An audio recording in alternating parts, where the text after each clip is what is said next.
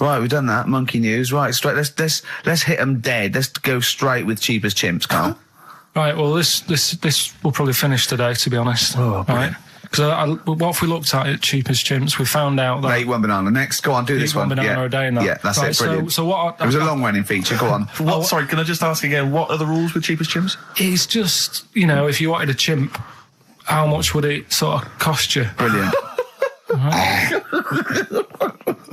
Title come first. So, yeah, as always, that's the way they do it, right? Cheap as chimps. I thought I'll go online and see, if I could buy one. Mm-hmm. How much do you reckon? £6,000 to buy a chimp. Yeah. Oh no, ridiculous amount. What? Where can you buy them from? What sources? You shouldn't be able to buy them. eBay. What do you mean? Buy a chimp from who? There was this website that was selling stuff. What you could actually? What are you talking? What are you talking about? Right, here we go then. Right, I looked at it. Here's some of the other animals that were on there.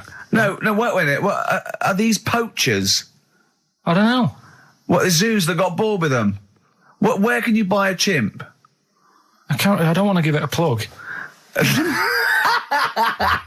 Right, some go on website, then. right? So what are the other animals available? Right, well, that'll give you some prices with the other animals, and you can try and work out if it's cheap as chimps, right? So, right, a camel. What do you reckon? £25,000. Right, $8,000 for a camel, right? Sloth? 40 quid. $3,000. Right. Last one, Bengal tiger. Oh, that's got to be pricey. $12,000. $1,800. What? Yeah. Karl, this is an awful website. That can't be true, mate. Right, That's so awful. a chimp. Well, $5,000. I'm going to go with $1,000.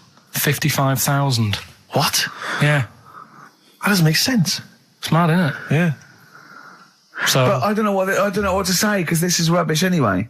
What website can you buy? Okay, get me a tiger. Here's £1,000. Get me a tiger. well, I don't know You're an idiot. if postage and package isn't. Sorry, so where does the cheapest chimps element come in? Well, that's sort Aren't of you supposed to rounds it up. shout, it's cheap as chimps at the end? Well, it isn't. That's why I want to finish the feature. The one that I was reading, the world record with the fella who's pulling a train with his teeth. Does that make any difference that he's done it with his teeth? What do you mean? Well, what difference does it make? Well, isn't it? It's quite hard to pull a train with your teeth, I imagine. Well, it's pretty hard to pull a train. All I'm saying is it because he couldn't beat the fella who's pulling it with his hands? Well, so this is my point. I think there was one bloke with a record for the running backwards 100 metres was sort of like 11.5 seconds. And I was thinking, turn around, you'd probably have a really good go at that. Do you know what I mean? Yeah. It's sort of like doing a marathon with a milk bottle on your head. Take the milk bottle off and see how fast you can go, you twat. But you can just tweak it, like the fella who has done the pegs on the face, right? Yeah. His name's Gary Stretch Turner, right? Right. So you're sort of cheating already if he's got a stretchy head, right? but You are, right, you are one of the most stupid humans I've ever met. well, get me in the book. Yeah. Right? Well, listen. So Gary Stretch Turner, right? His record is 153 pegs. Yeah. He did it again, and he only got 150 on. So he hasn't broke his own record. Right. But what I'm saying is, if he tweaked it a bit more, would that make a new record? What? Well, if he said, I've got 150 pegs on, but at the same time as eating a burger. I see what you mean, yeah. He'd be the world record breaker for pegs and eating burgers at the same time. Yeah, just change it a bit. If you know you're not going to make it, just do something else. I'm assuming the rules are set at the beginning, Karl. That's it. That's where they say, right, you're just going to do the pegs thing. You're not going to introduce burgers halfway through, are you? Definitely not. And then they have a go. I was on one leg, not interested. How many pegs? 150. Can I just ask very briefly, I was quite interested by the family had to move because they lived on Butthole Road. Yeah, I quite like that one. Now, I don't know if I've told you before, Rick, where I used to live. I'm not going to tell you the name of the street that I used to live on, not on air, because my parents still live there and I don't want, But I'm going to write it for you now. This is the genuine name of the street I used to live on. Just imagine when you're at school. Yeah. And like in class, for instance, in French, you've got to say you've got to answer where you live. Yeah. J'habite, wherever. Yeah. That's the name. This is actually the name of the street we lived on. No, it's I not. swear to God. That is... Absolute right. I could phone my father now and he could confirm that for you. no, I swear because he doesn't want to God. And I'd tell you that. But listen, do you know what worries me? It's the apostrophe S. I know. Because that's blatant. Yes. Amazing, isn't it? That is incredible. Imagine how embarrassing So that if was. I look that up in the Bristol... You will find that in the Bristol A to Z. I swear to God. That is really... Why have you never told me that before? I can't believe I haven't. That's I'm incredible. still embarrassed now. Do you know, whenever I have to phone up, if I have to give that address, I always spell it instantly. Really? Like, somehow that'll hide it, that'll disguise the name. But I can't get over that. Anyway, if you perhaps live in Tits Avenue, Yeah. you know, or... Wanklin Drive. Wanklin Drive, just get in touch. I was just watching cable TV, I do a lot of that, and there's an advert I've noticed. It reminded me of the sort of adverts you used to see when I was a kid. It's one of those attempts to kind of educate young people. But doing it in... Yeah. It's on MTV, but it's one of those things where it's clearly been made by people who are in their mid-40s. Who have never been cool. Who have never been cool. Yeah. Who've been working really hard to get into TV all their lives. And now are trying to appeal to, you know, funky and possibly wayward young people. Yeah. And it's kind of... Nerdy-wells. Yeah, exactly. And it's a kind of stunning model, and two of her stunning model friends, but they're just a couple of average girls, you know, going about their business. And, you know, it says something like, it's all shot very funkily, like a kind of, you know, lock, stock and two smoking barrels kind of thing. And it's a girl, and she's just grooving along with her friends, and it's kind of like, the captions are things like, you know, Isabella's 17. She's cool, she's quite funky, she's got these great friends, and they're sort of hanging out, laughing. And she just pops into a tattoo parlour. Why not? Her friends are like, what are you doing? But she just goes in, you know, she has a tattoo done, and it sort of says, she's wild, she's crazy. You know, she lives life as she sees it. She takes every day as it comes. She's not tied down or anything. She doesn't smoke cigarettes. Yeah. So if you think she's cool, if you think all this is cool, then you probably won't want to smoke cigarettes. Exactly. If you want to be cool, then like don't. Isabella or whatever. Except the thing with that is that people watching that, the youth watching that will go, well, Bill at my school, he smokes and he's cool. Exactly. Yeah. Well, this is the problem with it. Yeah. It's not that the impulse is wrong. The message is fine. It's just this thing I can't imagine those things ever working with young people. No. With youths. It's like when you know, what was it? What it will do is that you'll get a lot of 13 and 14-year-olds sneaking out and getting a tattoo. Exactly. So the parents be going, I'd rather she smoked. Exactly. She might give that up sometimes. That's her life. She's got a spider's web on her face now for the rest of her life. Yeah, exactly. Yeah. But it's like, you remember that thing when they tried to get young people to vote?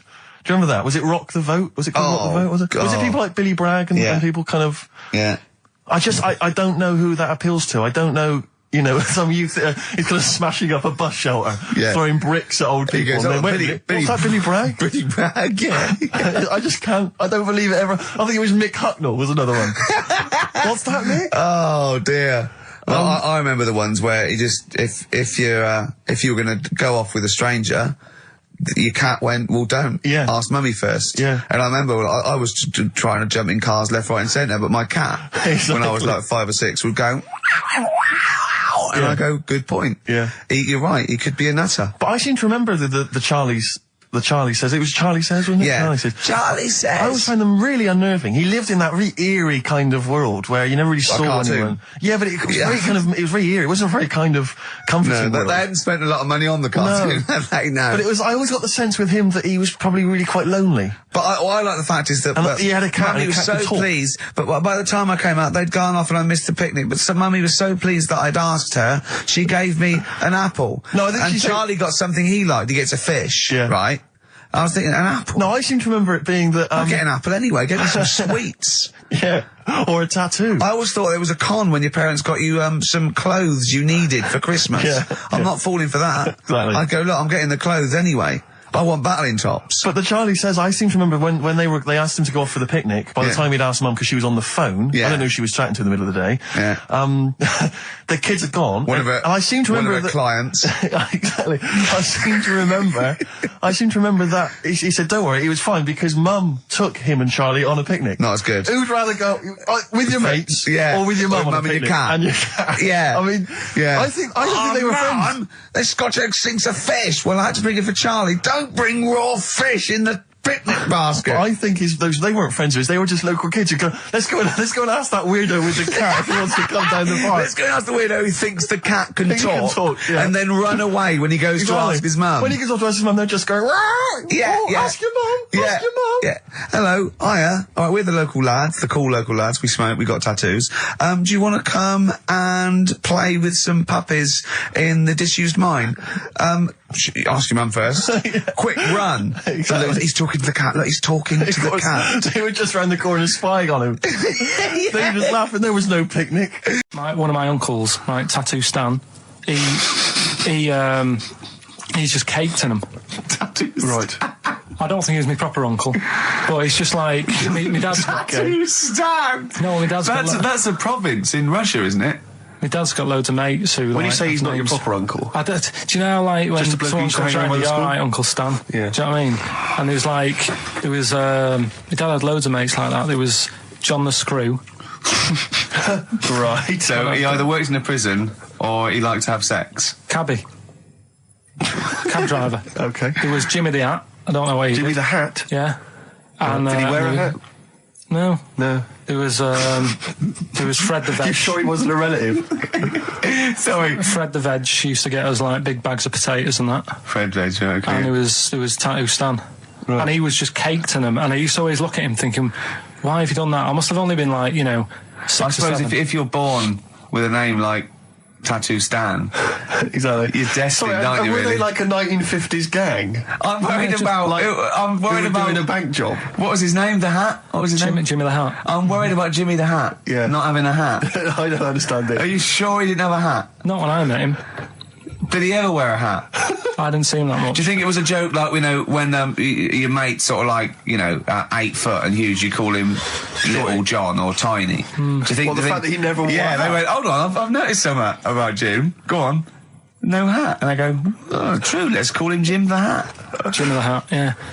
But my Uncle Stan, he had like loads of them. He did them himself. Oh dear. And it was always that thing. God. What was it things like? He had like the cross. cut here, Cut one here, on made the in neck. Britain. And if you're going to do them yourself, I'd say at least make sure you're sort of a good drawer. Yeah. And don't do it in the mirror so it comes out backwards. Well, that was the other thing. But like, I remember he did. Names are all right. He had like all his kids' names down his arm. And, what are they called? Yeah. oh, God, it's Tattoo Stan Jr. Yeah. and Paul shits the bed. I'm trying to. Oh, Wobbai Kate. yeah. But he had. Frankie never amounts to anything. Oh, God. So he had like. Johnny, I don't think he's mine. So he did all this. I don't even know why I'm telling you about tattoos. No, nor do I, Karl. He's given me this picture, Karl, which he's got from a magazine. He loves you. He And I have to thinks you. say, I think this... I just looked at it then. Obviously, it's not going to mean much to the listener. Oh, this is But it is self-indulgent, currently but available. I think it's in the current edition of Bizarre magazine, so you might want to buy that. It's and you not can have horrible, though, is it? There's a certain grotesqueness about it. Oh, But I just think it's a deformed person, isn't it? Well, to a degree, but I think what it's going to do for Karl is give him, I think for you and I, Rick, we're going to see his face. Light up. Lighten up, like opening a wonderful Christmas gift. Oh, You know excellent. what? I think I've seen this. Is this the one with the kid with the big head? I'll be honest with you, Karl, it is. Have you seen it already? Yeah. Let me just show it to you again so you can Oh, yeah, well, highlight it It's again. like I haven't seen it. It's like. Yeah. We shouldn't be laughing at that. No, but that is like the kid who I went to school with. That is the same. That can't be the So same. do you recognise him? Seriously, that is the same thing he had. I mean, I have to say, it does I'm look not like sure. it's been computer generated. It's so odd. Yeah. But look at the child's face. I Look know, at his what do you- reaction. Don't take another photo of me. I'm not sure this is right. Well, the thing is, right, you were just saying about what are you, about Christmas. That's the funny thing, right, because in our house there's no one who's religious, right? No. My dad got annoyed when I went to church that day. He was like, what are you doing that for? Of course. I went to see a gig in Liverpool. Remember the band The Christians? Yeah. He thought I'd join some club. Yeah. I said, I've been to see The Christians. He was saying to me, man, what's he doing going out with them? Yeah. And then the other thing is, because I'm not christened or anything, my mum used to say to me, don't tell anyone that, because there's witches and stuff. I want to go back and see his upbringing. I just want to go back and see him at 7. One day in the life of Karl, age 7. Just to have 3 ghosts visiting tonight. And take him back through time. But we could go with him. We could be some of the ghosts. Yeah, the ghosts of Christmas past. Remember this? That's incredible. Because so she wasn't Christmas, but she thought maybe someone could take your soul because you weren't christened. It's like, there's cults and that, isn't there? And if they find out you're not christened, then... Right. I don't think they care. I don't think a lot of cults care. Well, but what can they do if you're not Christian? I don't know. I just said all right because then through that time there must have been a time when. But hold on, now they know. Yeah, but I'm older now, so I'm all right. She used to worry about me playing out on the street. Oh, she was worried about when you were naive and stupid and easily led. Well, yeah. No. Good point. No, you're right now. Yeah. So, yeah, good. Rockbusters. Rockbusters. But tell the prizes, Steve. Yeah, we have Christmas got some, gifts. This is Christmas gifts. I don't know if you'll receive them in time to actually pass them off as gifts. I wonder if I can tell that Ross Noble story that he told us. I don't know. We'll have to discuss that when the record's playing. Okay. All right. Okay, so you heard a track from it just then. This is the XFM Christmas album. I think that's been knocking around here in the office for years, hasn't it, Karl? Or is it new this year? It was brought out about 2 years ago, but the Christmas songs are... Christmas songs. Yeah, it's not bad. There's Scott bands on there, like the Dandy Warhols, the Webb Brothers are on there, Drugstore, Bell and Sebastian, Flaming Lips, all sorts. So we've got that to give away. We've also got this Smashing Pumpkins compilation, which we've seen, again, that seems to be knocking around for weeks. Another one of those 50 years of the greatest hit singles. I don't know, Culture Club's on there, Queen, obviously, I've just seen the cult film. Yeah, the cult film we'll come back to shortly. This, I think, is one of the most exciting gifts. If you have a video player and you want to get trim, then surely Big Brother 3 champion Kate Lawler and her cardio combat video, in which I think she uses kind of, I don't know, military kickboxing training to get you trim and taut and looking as good as her. Then you can get that as well. We've also got a exclusive 7-inch single from the White Stripes, a kind of Christmas single. Is that from them? Yeah. That must be quite rare. That's probably the only thing. That is rare. That is worth something. And the current Badly Drawn Boy album, Have You Fed the Fish, which I think is slightly mediocre. They've gone up, actually. I think that the level of prices there has gone up. Not a bad selection, but here is the big movie. And actually, I have to say, this is not a bad one. It's not. Again, it's not terrible at all. It could be worse. It's James Caan in the original Rollerball, not the disastrous remake that came out recently, but the DVD version of Rollerball. So that's there as well. So something fairly interesting. That's worth winning. Right, come on then. Let's do Rockbuster. Well, will we play a song to give people time to get a pen and paper and that? Yeah. So we're doing it next. Yeah. Vines was Jackson on XFM 104.9. Ricky Gervais with me, Steve Merchant, and Karl Pilkington, the man of the moment, with his Rockbusters coming your way with all those great prizes. Yeah. Right, are we doing it now? Yes, sir. Yeah. I noticed Heat magazine sort of put a bit of a spanner in the works. Why? Because they were saying, isn't it time that we do our usual roundup of what's been happening in the news? Yeah. Which we always do every week. Yeah. We always do something, which is, I mean, basically, if you're listening and you're a new listener, say you work at a newspaper, we always try to be informative, just try and put stuff out there that just educates people, informs people. What are you thinking? Well, I said Monkey News is coming up, but what have you got? No, I was just looking on the net there and just found a couple of quite important news stories, probably worth mentioning. Policeman caught photographing. I don't know why it makes me laugh. It's just the phrasing, I suppose. It's the headline. Policeman caught photographing up woman's skirt. No, he wasn't up there taking a picture of Big Ben. He wasn't going, can I just sit up here? I'm just going to take a picture of that seagull over there. No. He was facing the camera up a woman's skirt. He was indeed. Right. A policeman in Japan is facing disciplinary measures after he was caught photographing up a woman's skirt with a hidden camera while on duty. The 42-year-old sergeant, who's not been named, used a digital camera to secretly snap the shots when the woman was reporting a stolen bicycle. So he was actually doing his proper job. He'd obviously thought to himself, I'll bring him a digital camera today. On the off chance a beautiful woman comes in to report a crime or robbery, I'll have it ready, I'll have it positioned, in such a way. But this is interesting. This is how he got caught. Okay? The woman became suspicious after she saw a flash go off. brilliant. I mean, this Not a secret at all. Sorry, did I just see your shoe? Your shoe just seemed to just spring into life there. It was light. There was light. Yeah, I think I've had someone set fire to some magnesium that was on the end of it. It won't happen again. But it's only you and I in here, and your shoe was just suddenly lit. Why are you standing like that? Why is your shoe just sort of like between my feet? There's no reason. This is how I always stand. What did the bike look like? Flash? So, are you taking pictures of my family? No. And no, I'm not. And you should be wearing knickers anyway. Well, how do you know that? What? How did you know I'm not? How did I know what? I'm not wearing any... I didn't know you. I don't know what you've got up there. Well, I don't know what it looks like, and there's no way I could. Of course, it would be roughly that conversation in Japanese. I know, yeah. I used to write when I was at school. Oh, yeah. Now, I didn't watch sort of kids' programmes when I was growing up. I watched sort of crap adult ones. You know, I mean, ITV on the telly from 12 midday through to like midnight, and I'd watch all the police series, Police Story, Charlie's Angels, Steve Austin, and Teen Knight Rider. Teen Knight Rider, yeah. And I wrote this essay at school, and I just couldn't stop, and I started serialising it. And every time I just kept writing, I was sort of like, you know, people were reading it at school, and it was about a cop, a New York cop, who was as hard as, you know what I mean? Yeah.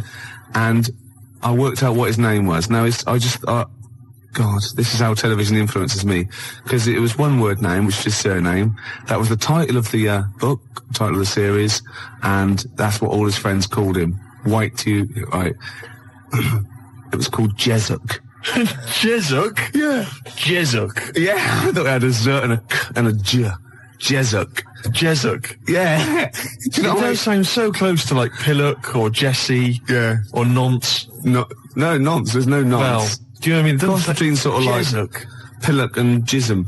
Damn you, Jezuk. Yeah. You're off the case. Give me the badge. Keep the stinking badge. I don't need a badge to be a cop. It was all stuff like that. And he'd burst, yeah. And so he'd look at his gun and go, "This is my law." My God, it's Jezuk. How did he find us? Jezuk. Yeah, it was great. There'd be shootouts and everything.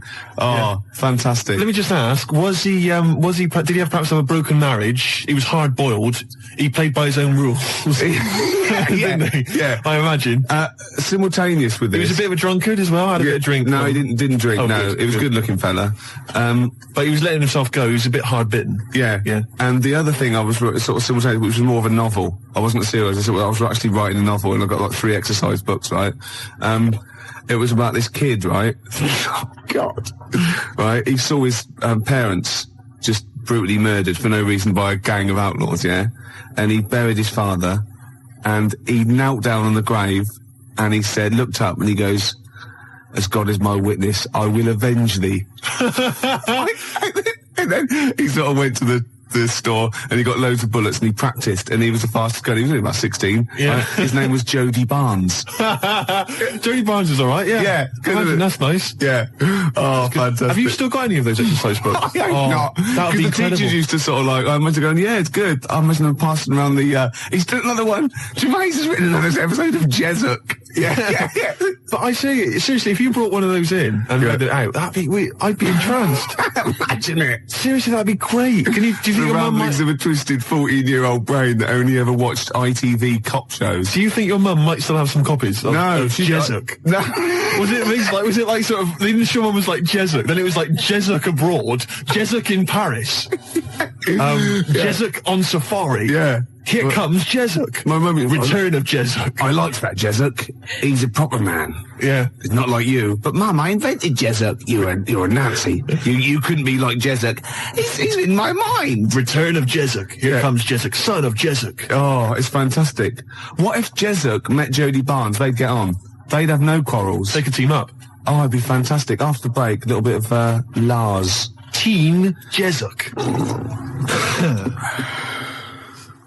Oh, educated Ricky's getting smarter. A couple of things happened in the week that I read about. Okay. Keeping up on what's going on in that. Sure. Yeah. One was about that Galileo fella. Okay. Was it about 1636? Was it? I think it might have been not earlier. bad. Go on. Did some stuff with light and that. Yeah, he did lots of physical experiments, yeah. Is that it then, Carl, is it? He did some stuff with light and that. What did he do with light? What was that? Well, I think he invented the first... Telescope. Telescope. So I think it's a particular lens though, and he did experiments where he dropped famously two different weighted balls from Pisa, and they hit the ground at the same time, showing that it doesn't matter, the weight doesn't matter, air resistance does, and stuff like that. I think he probably explained it a bit better than that. Yeah, but I'm talking to Karl. Sure. Did they need to know He's stuff? just thinking about pizza. Yeah. Did they need to know stuff like that back then? What do you mean, did they need to know stuff like that? It's just... There weren't people going around going, I've got to drop these 2 things off the bleeding Tower of Pisa. I just don't know which one's going to land first. Yeah, I need to know. Why do you need to Bring know me that? Galileo. Yeah. It's for a bet. Yeah. No, but if I was knocking about then, I'd be like, stop messing with that. We need a telly. Or, you know what I mean? I bet he thinks the Flintstones is real. I know. That'd be brilliant. That's what I'd do if I was a caveman. I'd make a telly out of rock. Yeah. And a pelican And a as car a that I cement just mixer. ran along the road with. Yeah, exactly. Yeah, we need a car. Yeah. Well, we haven't really got the internal combustion engine. Can you stick your feet through the bottom? Yeah, just get me a car, for Christ's sake. Anyway, so I learnt that. And then, What? You learned his name. Yeah. Other people I learned the name of this week. Oh, if a chimp could watch telly. do you know what happened to me on the way in? Go on. A homeless person called me a dickhead. How did he know? Do you know him? Is that why? He's like the local big issue fella. Oh, yeah. Yeah. And he knows me, he sees me walking up and down the street. Oh, that's how he knew you. Right? So, so normally I have a bit of a chat with him and that. And I walk past him. And, you know, I can be a little bit cheeky with him because I've been cheeky with him in the past with stuff. He pinched his arse. No, just, you know, saying stuff like, God, you're always there. I mean, you got home to go to and stuff like that. Yeah, No, just breaking the ice. Go no, on. but he knows, and he'd laughed at that, right, Yeah, last time, so I thought I can be a bit cheeky, right? So he goes, do you want a big issue? I said, no. He said, come on, I've got loads of them, right? So I sort of said, when I was a kid, and I used to do a free paper around the free papers one, I said, just put them in the bin and go home, right? And he went, yeah, but how am I going to get any money doing that, you dickhead? You see, I can see his point. He is homeless and having to sell newspapers to get 50p or a quid or whatever. Yeah, and sometimes I treat him, right? And today I didn't have any money. I had a takeaway last night, and I normally give them a quid. And I felt bad not being able to do that because I didn't have any money on me last night. Right. I couldn't look him in the eye. Did you explain this to the homeless person, the traumas of the takeaway without the tip?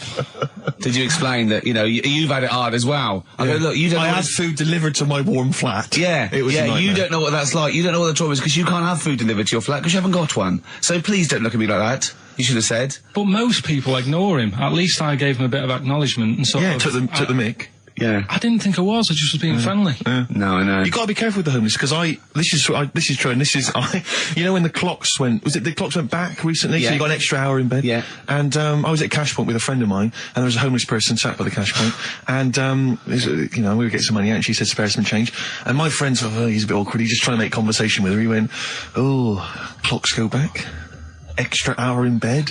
Oh no. I gave her 2 quid. I felt so bad.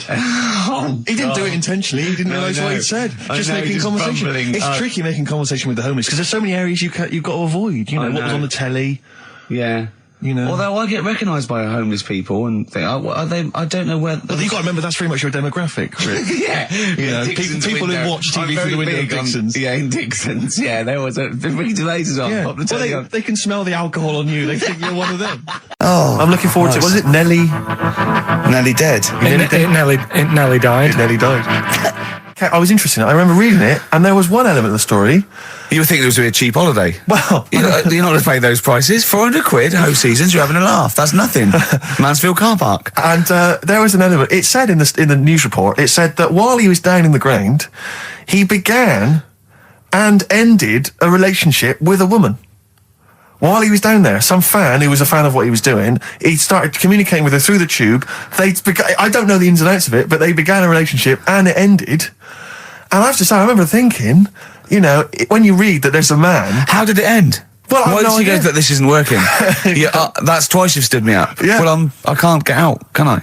I remember thinking at the time, you know, I was I was not the sort of the ladies' man that I am now. I remember at the time reading it and thinking, there's a bloke, you know, he's pulling women 10 feet underground through a tube. Through a tube. I I'm out and about with some of the most expensive hair products on the market. I've got to sit down and ask myself some very serious questions. Oh, dear. Extraordinary. To look up because... Yeah. Did I tell you the time when the doctor said I was going to die? All right, keep talking. Right, ages ago, must have been about 15, right? And at lunchtime there was this... We used to have a choice of stuff to do at lunchtime, right? used to have like a burger place that had an arcade machine in it, right? So we used to go there and play on that and have a burger.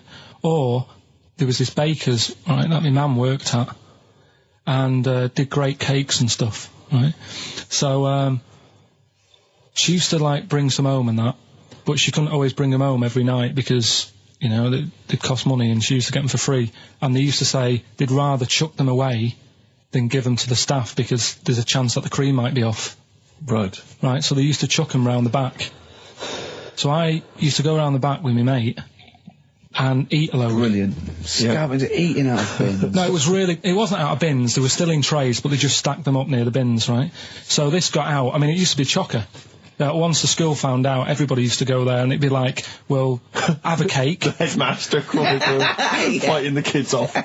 Right, so I'd have, you know, you'd just eat, I don't know, 6 jam donuts or something, and then you'd spend your dinner money on the arcade machine. Brilliant. Right? So it was a good afternoon, really, right? So you'd do that, and this one day I must have had 6 or 7 jam donuts, a few Congress tarts. What's a Congress tart? I love them, I can't get them in London, right? So I'd have some of them. If anyone can get a Congress tart for Karl in London, please let him know. So anyway, this day, that was just a normal day. Do you know what I mean? You'd once, twice a week, you'd have a load of cake. In your life, Yeah, that's So all anyway- day in your life. Were the frog boys there with the webbed hands and the big heads? So- and the horse in the settee? Yeah. But the day after one of these days, I had really bad cramp in my belly. Right? I was like in agony, could hardly walk. So I said to my mum, You could hardly stagger to the free cakes. So I was in absolute agony. I said, I don't like doctors, but you'll have to get a doctor in because I don't know what it is. I can't walk. She gets the doctor round. I won't say his name, but he said, well, doesn't look like he's got long left. Blimey. So I was a bit like, hang on a minute, I've only had a few cream donuts. Yeah. My mum was panicking. Sure. He went. My dad came in from work. She said, oh, something's really bad with Karl. I think it's serious. You know, the doctor said he ain't got long left. So he said, what? He said that and just left? So she said, yeah. He said, I'll have to call him then. So he called him up, said, what's all this about? You know, Karl hasn't got long left. How long's he got? So he goes, oh, I was only messing. He's just had some bad cream.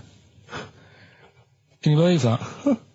Well, the thing is, I like the fact your mum didn't ask any questions. I know. She didn't go but she into doesn't. detail. No, Can you explain more, Doctor? No, I got a shoe off. No, but she doesn't. She doesn't like talking. you know, I don't want to diss you or your family, but I imagine if I was there, I'd have known the doctor was joking. That's all I'm saying. I mean, I sound very arrogant there, but I imagine he went, what's he been doing? I had about 6 cream cones. Oh, right. Oh, wow. He hasn't got long to live then. I'll see you later. That's what I think the doctor did. Yeah.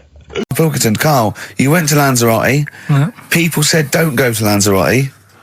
They told you it was Lanzarote. They told you, were they right or wrong? You were right, yeah. Really? Yeah, it's a bit ropey, yeah. Is it why? Just, out there. If it wasn't for the volcano they had, it'd been knackered. That's their big draw, is it? That's it, basically. That's all they've got going for them. When you landed, was it really hot? Were you quite excited? You were thinking this is okay? It was warm. It's, you know, we can't complain about the weather. The weather was all right. Sure. You know what I mean? That's what I went for. But it'd be nice if there just was something else. Yeah. What did you do all day then? Did you read your ritual book? No, I didn't read that. I read that book. Do you know the book that I bought and all the chapters were messed up? Oh, yeah. I bought a better version of that. All right. And I read that. Excellent.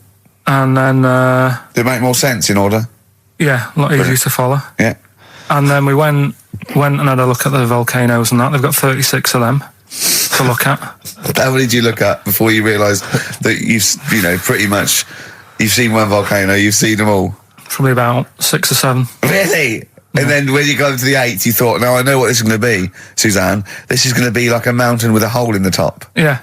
Really? But it happened years ago as well. It's like, just keep a couple, fill the rest in, tidy it up. Fill the rest in! Yeah, no, Well, getting some builders. No, seriously though. Okay, 4 million tonnes of concrete, please. They're an absolute death trap.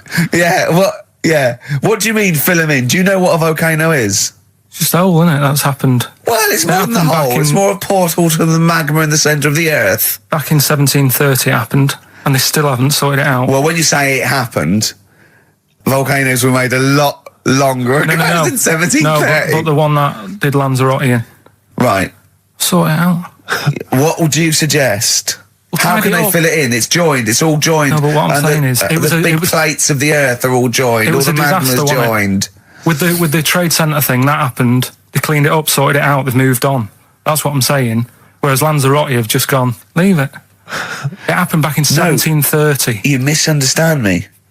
How, in the name of God, can you fill in a volcano? You ignorant twit. No, but it's not just the holes. They've actually left the lava everywhere.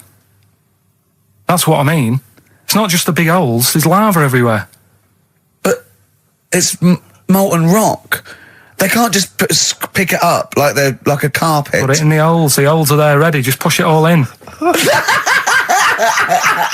Karl, you're making noises while I'm talking. Yeah, but you do this all the time trying to wind me up. And I'm not saying Manchester's the best place in the world, but what I'm saying is there's bits of it that I really miss. Yeah. Like last Sunday, right?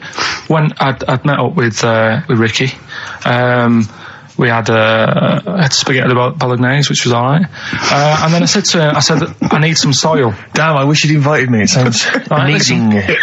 So I need some soil. What do you think? You need some what? Soil? Soil, yeah. I need to repot a plant, right? Yeah. So You need to repot a plant? Yeah. Oh, fair enough. So I'm like, where you can't see these shops in London. You Do can't you know what I mean? There's nothing around. I took him straight to one in my street. Yeah, but near your street, and that's probably the only one in London.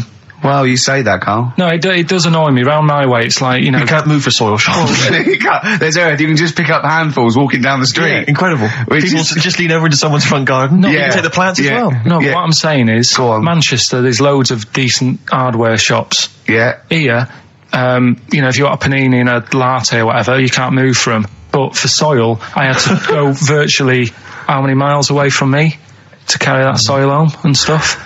Yeah. It's not good. I mean, London's all right, but if cities were sort of marked, It's neglecting the peat market, really. Well, isn't there's barely any mulch available Rick, in central London. I'm sick and tired of not getting a good, decent compost of a Sunday. Indeed. So, It sickens you know, me. I'm thinking of moving to the north, where there is loads of soil and gravel Indeed. and animal shite.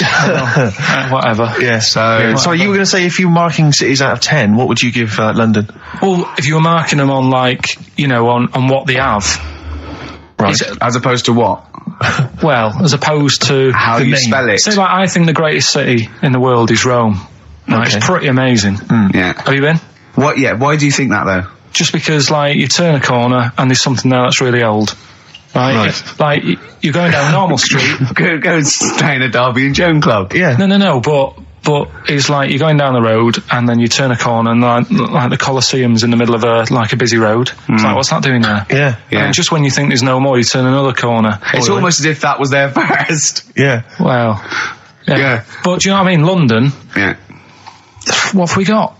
You know, Trafalgar Square is world known. And you go there, what's there? Yeah. Do you know what I mean? So there's a lot of space there.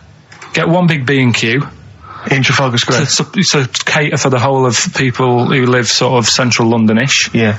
And then I'd be happy. But what I'm saying Well, with is, Nelson just popping up through the middle, because you can still see it, couldn't you? Yeah. yeah, It's a great idea. B&Q, so B&Q could be like the whole sort of flat thing and make it sort of grey so it looked like rock, and then Nelson popping Make it up. classy is what you're saying. Yeah. Stone clad it, Yeah. so it looks like you've made an effort. Exactly. And then you can pop in, and then you can go out and go, oh look, Nelson's column. Oh look at that! Isn't Nelson? Oh look at that! The victory, defeat. That's fantastic. One of the greatest living. Yeah. I need some nails. Yeah. Perfect. Killing two birds with one stone, you're saying? But why isn't there more than them shops? Because when I went into yours, every time I've been in there twice now. The first time was to get a shower head, right? Right. And I went in there, couldn't resist buying something else. I ended up getting some super glue as well. Blimey. You had there's a load of letters there asking for advice. Put them on Claire's desk. Go that on, was no idea. F. That was for foreigner. For Rayner. I don't know what you mean. Claire Rayner. She took advice. She gave people advice. So that's a foreigner. That is shit. Right. I'm sorry. That may be Christmas. That is absolute garbage. A lot of people got the right answer. I know. Well, that annoys me even more. The second one, ask your mum. Foreigner. Yeah. Foreigner. Second one, ask your mum if you should. That was S. That was Shalimar. Shalimar. Right? No, bizarrely, what was the clue there? Ask your mum if you should. No, we got a lot of people saying Smashing Pumpkins as the answer to that. But I don't know who's saying that today, Mum. Smashing Pumpkins. Merry Christmas, Mum. Smashing Thanks Pumpkins. very much. Nice bollocks. Yeah, exactly. Oh, that's great. That's great. Right. Smashing Pumpkins. Your dad bought for me for Christmas. Yeah. And the last one, Lovely plums. What, my Victorians? Oh, God. right, we've got to wrap it up. We've got to wrap it up. Come on, then. A couple of people were arguing in the supermarket at the fruit and veg counter. That was B. That was banana drama. They were like having an argument. What do you mean banana drama? What, no, wait. What group is banana drama?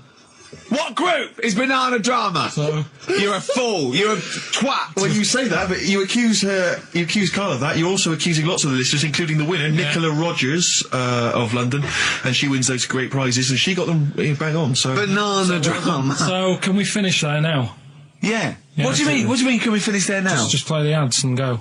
What? No, what are you talking about? We're going to play Johnny Play Johnny River all day. that then. Goodness me, Karl, look at you. We haven't got time. Merry Christmas, Karl. Merry Yeah, Christmas, yeah. Karl. Enjoy the show. Let's give him a little kiss. Oh, little kiss. Oh, no, I with tongues, it's Christmas. No, don't. Stop messing about. Get up! You don't talk to anyone.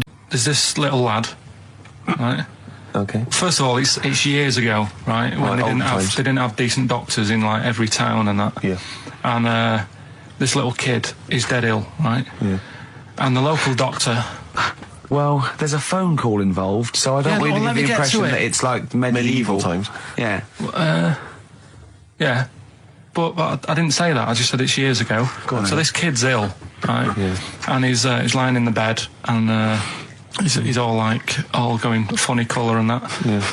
And his mum says, I'm going to get the local doctor round. The local doctor comes round, and she says, oh, so I don't know what's up with him. He said, leave it with me. Leave it with me. He The doctor said that. I'll have he said I'll phone up a top doctor Okay. who was in America or somewhere like that. And so he goes to the phone in his office and he calls America, and because it's years ago, the phone line isn't that good, it's all crackly and that, right? Yeah. So he's talking to the doctor and he's saying, I've got this kid, he's a funny colour, and he's really weak and that. I don't know what's He's up not with him. giving him much to go on. Right? Sure. So the American doctor, right? Yeah. He goes, yeah, what you want to do? And it's all breaking up, right? Yeah. He goes, what you got to do? You got to, it's all breaking up. You've got to give him some, parrot's blood, right? Some parrot's blood. Well, that's what he thought he said, but the line was really bad. Yeah. He meant parent's blood, but he heard that he said parrot's blood. He said, right, I'll do that, leave it with me. I can see where this is going. He goes to a pet shop. Yeah. He says, give us like half a dozen parrots. Sure. Takes them round to the kid's house, takes the blood from the parrots, puts it into the kid's fine. The kid's fine. I've never It worked. such a load of shite in my life. I've never heard such twaddle, such just made up, enhanced, exaggerated bollocks in my A life. load of old rubbish, Karl. I mean, when he told me this, he said, the doctor said, what do I do? And the doctor on the other end said, give him some blood. And the doctor went, where do I get blood from? So hang on, wait, I just need to Where do I get blood clarify. from? Give him some parents' blood. Give him some parents' blood. Give him some parents' blood. Yeah. But hang on, I just need to know where you Sorry, read this. Karl. Where was this? Where did I you read stitched this? you up. You know what he said? He said, so do you believe it? I went, tell it to Steve. He went, do you believe it? I went, tell it to Steve. Karl. where did you read it? That was on the internet. Placebo, the bitter end on XFM 104.9. I'm Ricky Gervais. With me is both Stephen Merchant and Karl, the K-Man, Pilkington. Oh. So you've already got that. That's safe. It's only 4 minutes past. You've had placebo and you've got us three. So You're definitely going home with that. yeah, whatever that's happens. safe. That's on its way to the hospice. Exactly, you've banked that. Yeah. Now, do you want to gamble all that to go on and listen for another 2 hours? Well, you could walk away now and you're up. Yeah, you're up. You're right. already up. Right, that's brilliant. You have not wasted any time. Do you want to gamble that against another 2 hours? It might be shoddy, it might go downhill, but it might get even better, Karl. What do you say they do? Listen for another 2 hours? Yeah.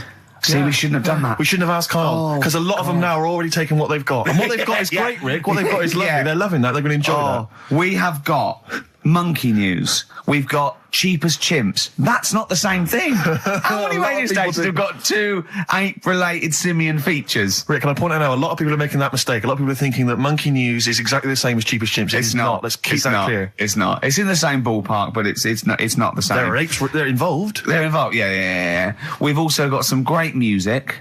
Yeah. We've got an amusing sketch about a fly. Oh, is that important? Oh, and Mystique are dropping in. Let's hope the Mystique ladies are coming in. Singing I want to kick off with a song that is, you've got like half a dozen posing songs that when you're sort of like between 14 and 18, they were the ones you'd put on to get ready to go out or just pose around or be that pop star or think you're on stage or whatever or in the video. Yeah. And embarrassingly, I dug this out and I remembered I used to post this like a mother when I was about 14, right? This is Street Life by Roxy Music. You used to do... Mine was Oops Upside Your Head. Yeah. It was just me on the floor in my bedroom. One day there'll be other people in this imaginary boat. yeah. Elbows going everywhere, knocking over vases. Yeah. But then I remember later, it was Black Lace's Superman, which is something similar. Do you remember that? That was brilliant. Wow. Spray, ski, da-ding, da-ding. If you've out there in Radioland got any funny jokes, then call in. Email them in, because we need some. Street Life, Roxy Music off the Stranded album. That's what I used to jump around to. What would you have been wearing while you were listening to that? Well, probably Brutus Gold jeans. Classy. Or Green Flash pumps. Sure. Any socks? I would have had socks, yeah. I'd have probably been wearing the shirt my mum got me from Tesco's, which was again a Brutus shirt, and it had women in bikinis eating bananas on a chaise longue. Of course it did. Lots of small ones, or just one big one? Lots of little small ones. Yeah, so so that was that. A trilby? I didn't wear a trilby. Did you have a toy with a trilby? I remember when I went on holiday about that time, and I was about 14. My older brother had this leather jacket, and I was on the beach. Just in my shorts and that, and I went to get an ice cream or something. I said, "Can I borrow a jacket?" And I put his jacket on, and I was posing on the beach thinking they are all looking at me because I look so good. And I also had a straw Stetson, and I really thought, I'm turning into quite a man. Yes, I'm quite a catch. Yeah. Just thinking they're looking, going, "Who's that dude? Is he American? Is it? Hold on, has he just come from?" Some sort of rodeo. Wait a minute, I'm in a bikini and I like bananas. I could be the woman for him. Oh dear. What was that? Didn't you have a t-shirt or a jacket or something you wore to university that was pretty classy? Didn't it have like some foul language on it or something? What was that? I'd when I was this was when I was 18, right? The birthday before I went to university, got two sweatshirts, one black, one red, had bullshit on them. Just on the about. Right. And the red one, all my clothes, the first wash, everything was pink. All my white shirts, all my white socks, of course, because I just put it in. I didn't know. Yeah. So that I was a man at university with all pink clothes except for a rather nice red sweatshirt with bullshit on it. Again, turning into quite a man. Quite the man. Was that pre or post the time you washed your clothes by getting in the bath?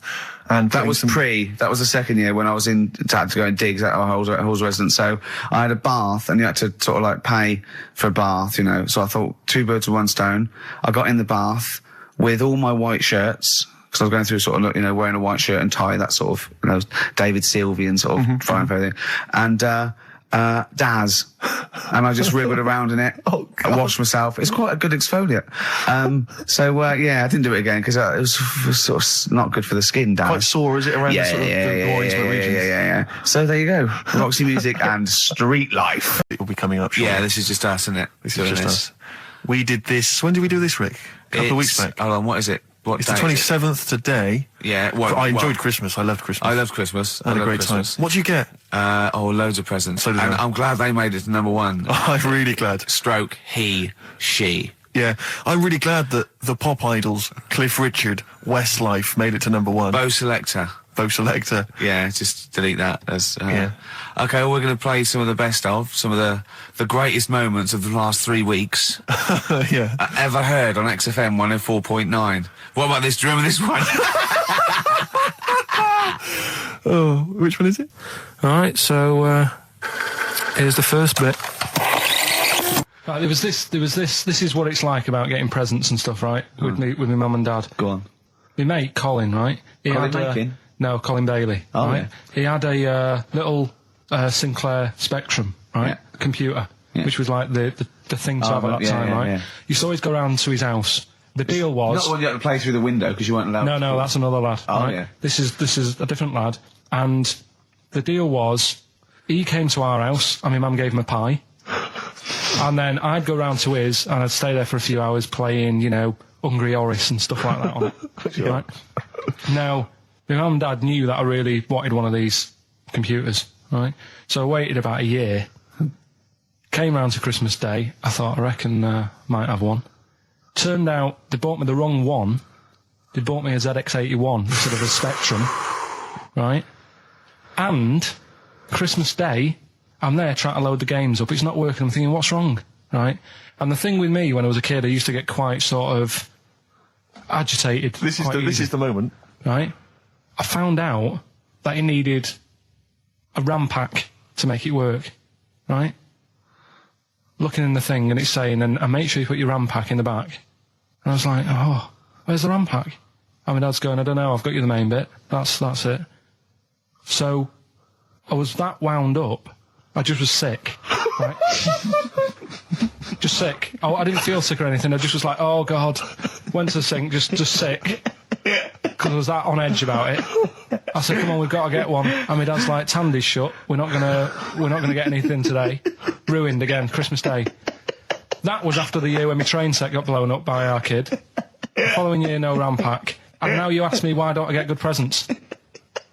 He's scarred. He just I'm going to die. Honestly, I'm going to die.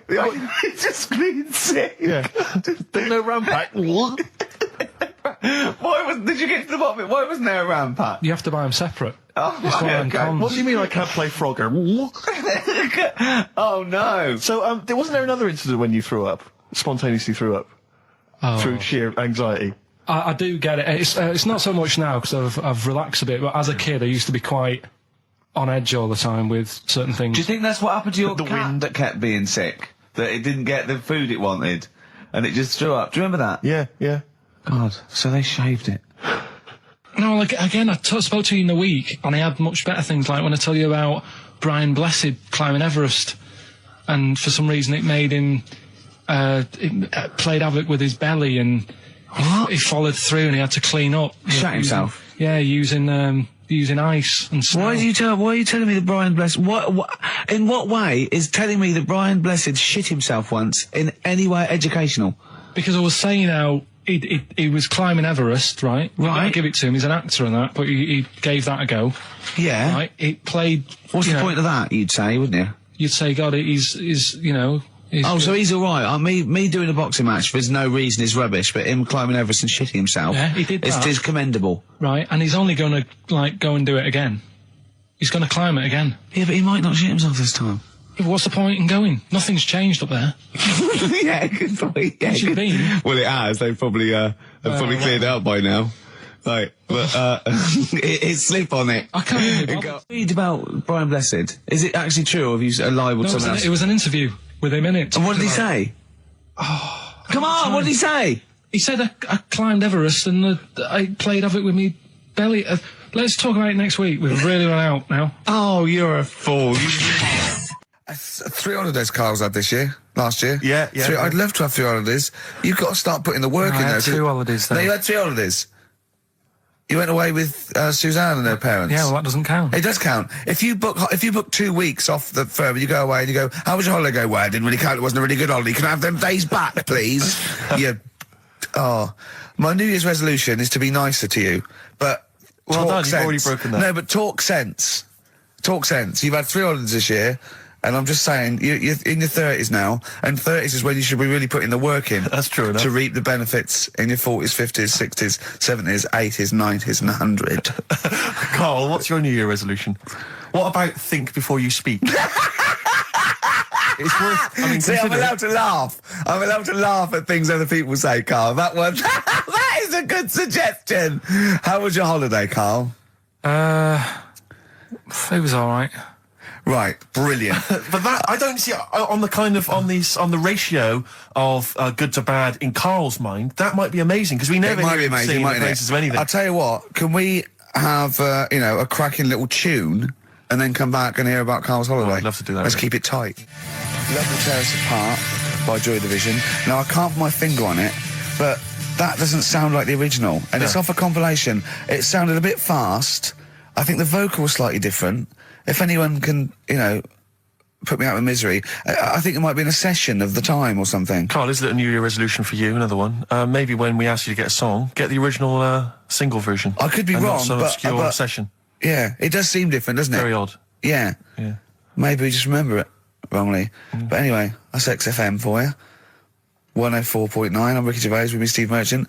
Karl Pilkington. Karl, you went to Lanzarote. Yeah. People said don't go to Lanzarote.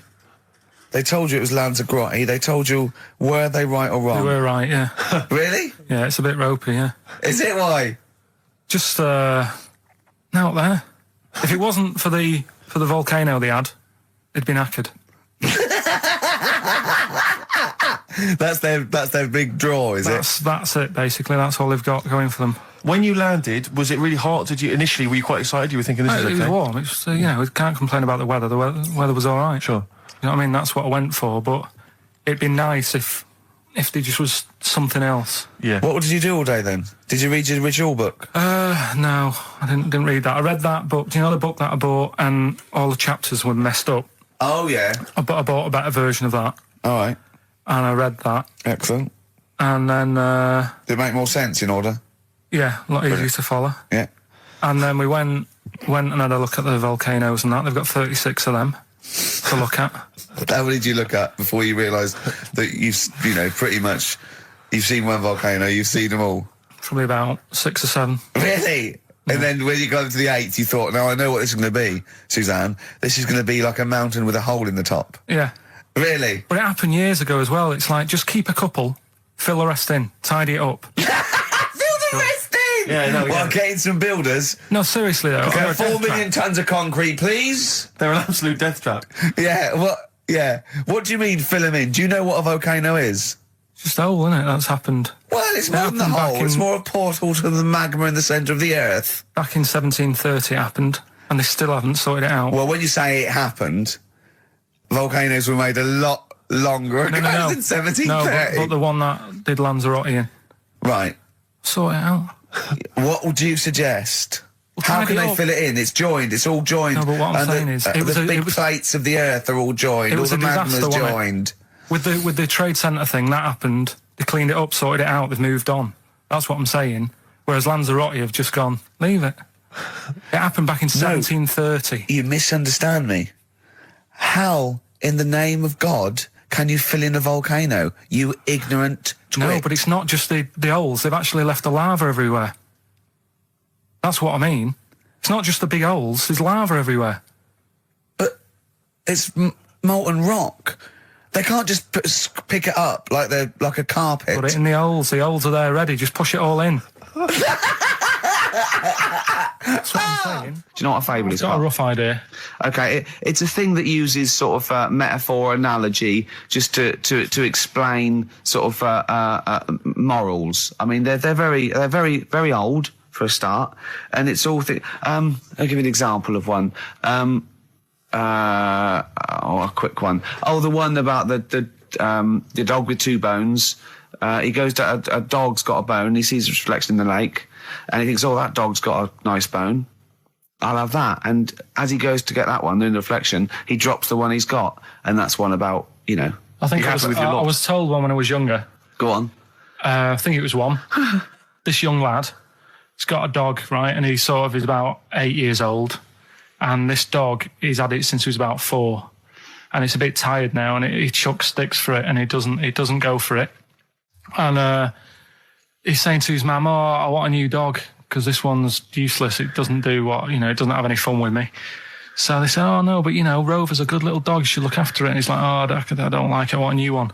So they buy him a new puppy, and it's running around, yapping about, and he's loving it, and he's playing around with it in the grass. And then one day he goes to the park, and he's messing about and rolling about with it, and he falls into the lake, right? And the little puppy's like yapping at him, and he's going, help me, the little dog's yapping. And then the old dog comes and gets his collar, and it pulls him out of the lake. And he goes, oh, God, why did I forget about you? You're the better dog. And he loved that one again rather than the puppy. I got a feeling that was Lassie. The woods, right? He turns around, he goes, go and buy some more balls. So I'm laughing, because it's like impolite to laugh, but he broke the ice for me, and I was falling around. And then his second shot, I go, you're off for 3 now. If you take another shot, he went, oh, right. So it's his third shot, he puts the ball down. He hits the ground before it and misses the ball altogether. And I was on my back, wasn't I? Unbelievable. Actually rolling about on his back. And we were terrible. I went round 107. He went round in like 119 or something. Sure. It was just rubbish. How long did it take? 5 hours. Of course. And there was no one around, luckily. Yeah. But it was fantastic. So then we go and have our meal. What annoys me, I said, right, I'll go for a run. He went, I'll have a bath. I said, I'll see you at 7:45. At 7:55, I have to call him. He's not ready, so he's let me down there. I can't stand lateness or laziness. You hate lateness. Yeah, and he's let me down. Do you know his excuse? He fell asleep in the bath because there was no light bulb. There's no light bulb in the bathroom. So instantly he fell asleep, and he was late. No, do you know what I mean though, Steve? If you're sort of like nice and warm and what have you. I was tired anyway, I've been stressed out for 4.5 hours, right? My life flashed in front of me a few times in that buggy. So it's all sort of wears you down a bit. I thought, right, I've got a headache, you're going for your run, I'm going to have a bath. I walk in, put the light on, for some reason it didn't come on, but I thought, it's alright, I'll just... doesn't matter. You can have a bath in the summer, so it's light anyway. Well, there's no windows in the bathroom, so... Yeah. So you were in the darkness? So I'm in the darkness. I nod off because I'm shattered. He calls up, hassling me. So I said, well, it doesn't normally take that long for me because, I haven't got, like, long hair. I've got a dryer and so I can sort of one wipe. Yeah. He's already 10 minutes late, though, when I called. Well, 10 minutes. 10 wow, minutes. This is late, next. Doesn't matter. Dinner wasn't until 7:15, so we had, like, another 20 minutes anyway, so it doesn't really matter. Yeah, but we said 7:45. So he's calling up, hurry up. So I said, yeah, all right. So I get out and dry and like my tackle and what have you. Calls back again 30 seconds later. No, I don't. No? I don't like that. You're not going to do that, no. Give it a wipe. 30 seconds later, come on. So I end up going downstairs to the meal area, naked, with a wet shirt on and wet socks. I've got headache as it is. Meant to be a relaxing weekend. Got some good prizes? Absolutely, yeah, we'll talk about those later. Because, was it last week that you had the classic? Was it, I can't remember, I'm paraphrasing, Karl, apologies. Something like, I'm here in Texas, I've fallen in a puddle, and my knee has got wet. Yeah. Whitney Houston. Yeah. And also, it was last week when there was a little bit of confusion over the one for Holly Valance. Right? Of course. I don't think it was confusion. I think it was your error. Yeah. No, it wasn't. And it was Holy Valance, and you meant Pelmet. Then Becky, who called up that time and said, if you're getting mistaken with Pelmet, right, she sent me an email in a week saying, I've done a bit of research. Yeah. It was my fault. I've made an error. Yeah. It is a Valance. Okay. And I know about Valances. As I told you last week, at the very end, my auntie loves them. Yeah. Right? She makes them. She started off just like putting them on top of the sort of window around the curtain. And then she thought, I can do more with this. Yeah. And she had a little coffee table that had magazines underneath. And she said, I'm sick of seeing them magazines when I'm sat down. She sounds like a Pilkington. So... I'm sick of seeing them magazines when I sit down. So she put a Valance around the table. Yeah. She just got Valances around everything now. Yeah. Right? Then, next step, she tapes everything. She never actually watches telly. She tapes it all because she gets sick of listening to the adverts and that. Yeah. So she tapes everything. So she's got loads of videotapes and that. And the video used to get on her nerves. When she was watching a film, she'd see the clock changing. And it distracted her from the film. So she put a Valance around that. Yeah. That's genius. Yeah. So, That is really... Or is it mental? Only Mrs. Einstein can tell I us. don't know. She's even made a little Jack Russell look like a hovercraft. Yeah. if you stand It's still, great. that's So it. everything's got a balance. If you go round and you stand still for too long, the chances are you get She'll a put a balance balance around your head. Yeah. This is this is Auntie Who, And Nora. and this is the one that farted for 5 minutes. She did. Lest our listeners forget. Lest we farted forget. for 5 minutes. Called his mum, saying I'm farting. 2 minutes into the fart. She said about 2.5 minutes in. Yeah. God. She said I'm about 2.5 minutes into Well, the my fart. mum said, how long's it been going on for? She said, well, it was about 2.5 minutes before I called you. Yeah. And then it went on for a further 2.5 minutes or something.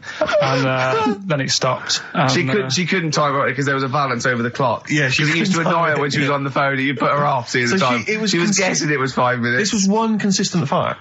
yeah. I mean, it wasn't making a noise. It was just... Oh, it wasn't making a noise. Just gas. Right, endless gas.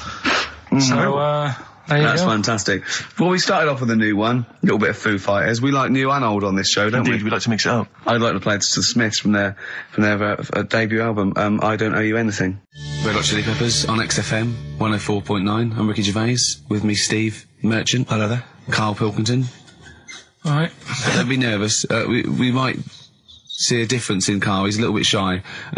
There's someone here from the BBC filming this, part of that celebrity boxing thing. The Fight, I think it's called, and they want to get a little clip of this, so we're going to let them film for a minute, and then they're going to go away. Is that all right, Karl? Yeah. He doesn't want to be on camera, do you? Do you? I think it ruins radio, doesn't it? Do you know Well, what I not for mean? the people listening, it doesn't. Yeah, but it does, because people are like, oh, he sounds like a bit of a looker. What you? Yeah. And then they'll see it on the telly, and they'll go, God, yeah, his head is round. It is round, though, isn't it? So, Guess what? I got a call yesterday. You'll love this, Steve. From MTV, and they were wondering if they could screen test Karl. That's outrageous. I'm loving it, and I was going, yeah, and I said, yeah, it's fine. I'll come down with him, and I was saying, what about this and that, and they were loving it. I called him up and went, oh no. I went, why not? He went, well, I'm looking at my reflection now in the mirror. He said, I shouldn't be on the telly. What would you wear for your screen test, Karl? What kind of look would you try and cultivate? Because you've got to bear in mind that the audience out there, they don't know what you look like. So, would you be a snappy dresser like, say, Jonathan Ross, or would you go for your kind of street cash look? can't wear a suit. Don't, You can't wear a suit? Don't hold it well. So I'm thinking, I don't know, I'll probably wear my woolly hat, because that takes some years off me. It does. He looks about 10 with a woolly hat on. Yeah. Okay. And, Is it quite a cool woolly hat, or has it got a bobble? it's charcoal, I'd say it's the in colour. Yeah, okay. And I'll probably wear me anorak. Right. Oh, he's going for He's going for woolly hat and glam. anorak He's look. going for quite a glam look. Yeah, Oh, no one else has dressed done for it. a jumble sale. Wow. Yeah. But I'm not that happy about it all, to be honest. Are you going to do it? You're not going to do it? Well, I'm sort of stuck in the middle, because throughout my life so far, I've never planned for anything, right? It's just always happened. Yeah. The time, you know what I mean, being in plays at school, never planned it, but when I did it, I went down the store. It was a that sort of triumph, thing. yeah, we all remember that. So, As I remember, you did Little Donkey. did Little Donkey, yeah. And then later, someone was filming at the back. Was it your dad's mate? My dad's mate. Well, Yeah. And on the camcorder, he listened to it back, watched him playing it. His dad says, just off camera, what does he say? I don't want to say it because I'm in charge of the show and I'd be irresponsible. He looks like a right twat. So, And so he gets home, listening, watching that, and then here's his dad just off camera go, he looks like a right twat. yeah, all right, yeah. What are you worried about? Your dad saying that or the Can I words? just interject? Because I'm really worried about this idea of Karl being on MTV. Because the problem is that, you know, let's be honest, Rick. I mean, we're getting by the skin of our teeth, aren't we? Really, it's Yeah. only Karl that's keeping this afloat. Yeah. And if he gets on MTV and the world sort of gets a sense of him and they understand him, and he won't be ours anymore. We won't be able to control him. It'll be out there. It'll be in the. Well, public that's the domain. thing. No, that's the thing. That's the terrible thing, though, isn't it? It's like Karl is my pet, but I realise I've got to release him into He's the wild. alive. And you know, because I love him, I know he's got to go free. Sure. But I wanna. It's like Kez. Maybe someone will beat him to death, and we won't have to worry. I'll have you on, though. I'll have you on as a guest. Yeah.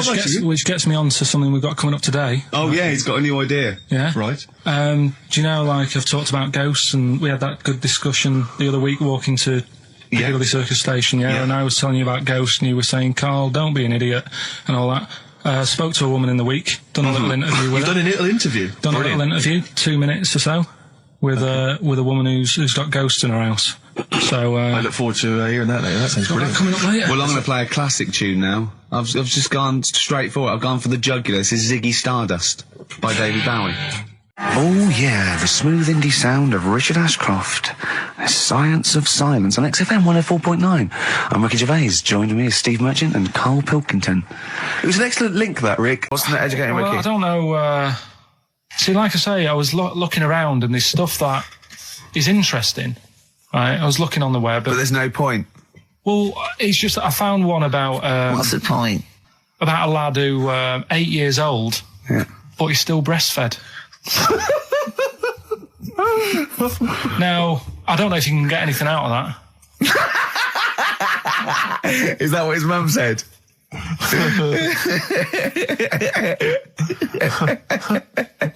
So, What do you mean? I don't know if I can get anything out of that. You don't need to. No, it's just that, you know, Where did you read that? that was on the internet.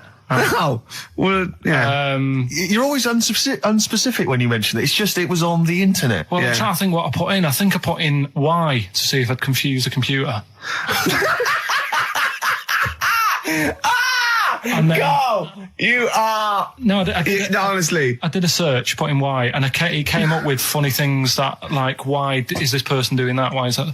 And it had a picture of this 8-year-old lad, sort of, you know, on his mum's nipple, and it was saying, you know, is this healthy? You sure that wasn't asking you that question? What? I put in why? Just to confuse the computer. Like, we go, what do you mean? Yeah. Stop it. Yeah.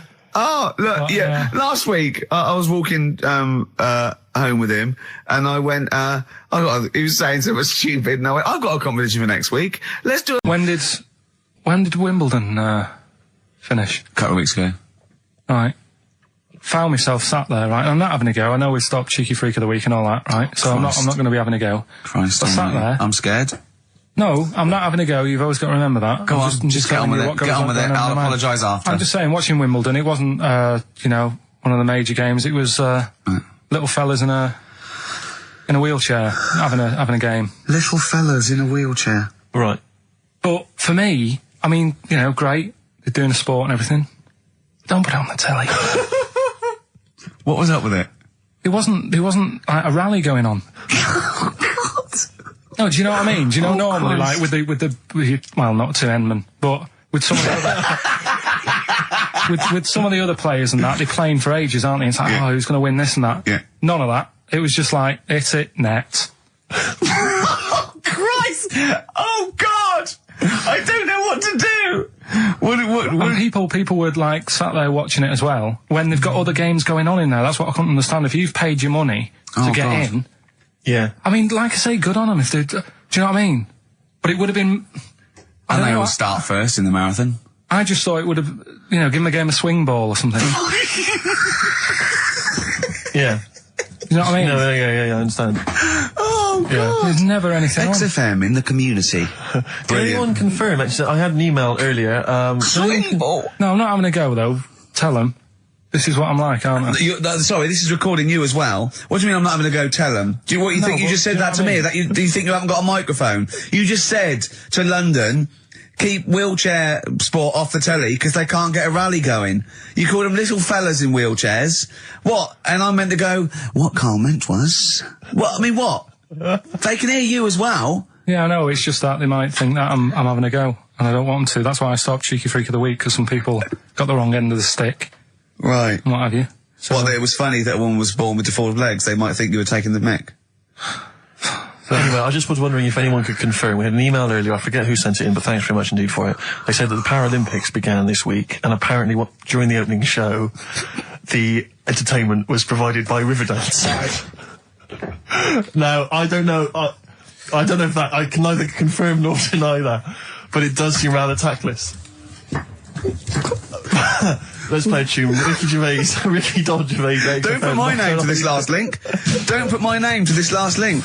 Ricky.Gervais, xfm.co.uk. Magic, Virgin, if you're listening, we are available probably sooner than we thought.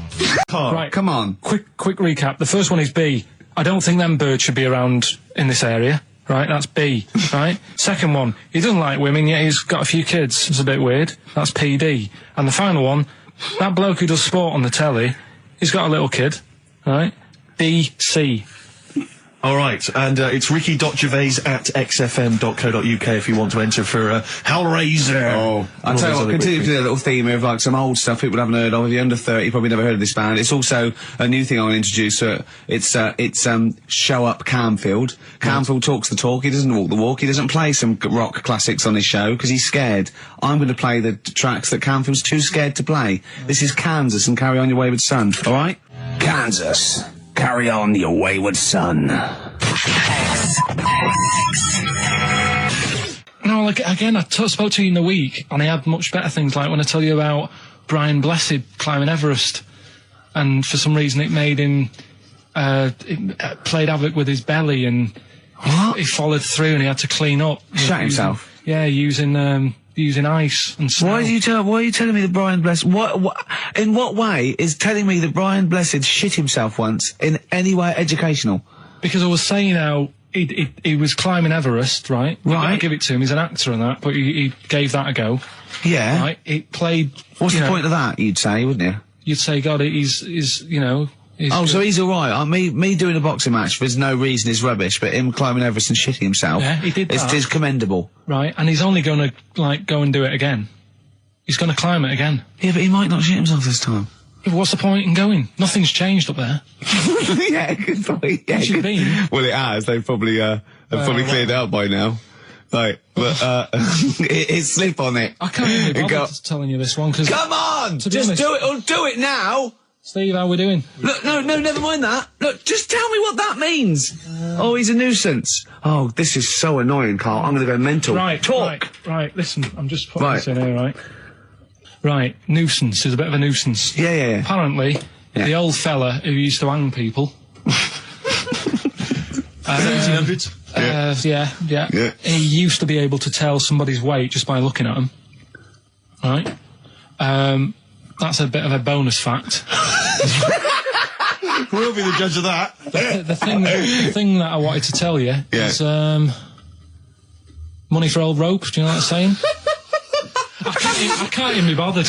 Yes, you're gonna tell me now. Come on, Carl. Right, I mean it. Basically, money for old rope came from the... Right. What was all that about? You can tell someone's weight. What was all that bonus for? fact. And Brian Blessed shitting himself. What are you... What... No, tell me that now. You nearly made me swear then. I'm getting really annoyed. I'm getting really annoyed now.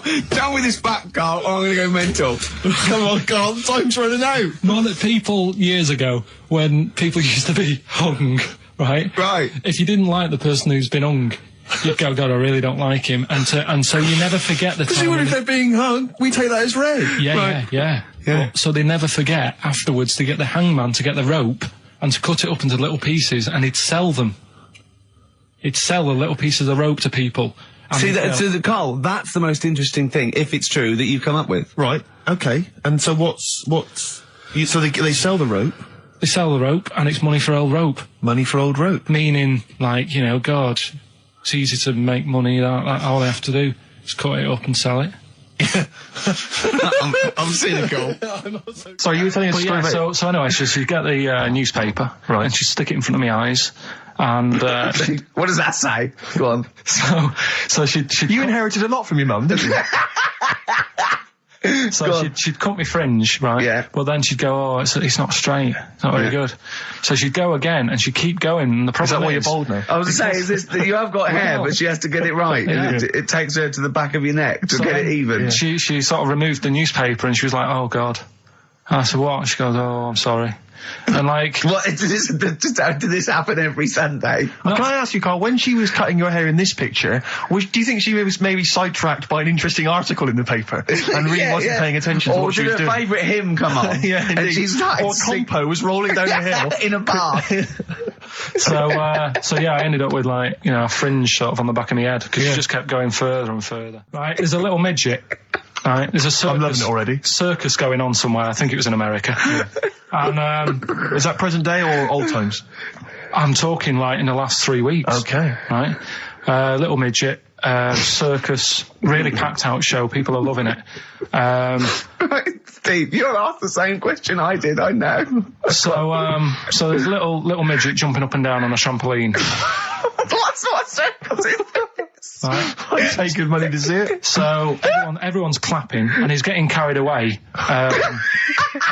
Because he can't believe they're loving it. I didn't know they'd like a little person on a trampoline, but they love me. But you know what it's like when, if there's a crowd of people sort of encouraging you to sort of go higher and stuff. Yeah. And I'm sure he knew it was getting out of hand. But he was jumping and he was coming down the road going higher, and he's going really high in the air, right? So he's doing this, crowd are clapping. There's a hippo, right, just sat next to the trampoline getting ready to come on and do his act. Oh, right, I thought he was in the audience. That's it. Getting ready to do his act, Steve. Yeah. So he's a ventriloquist.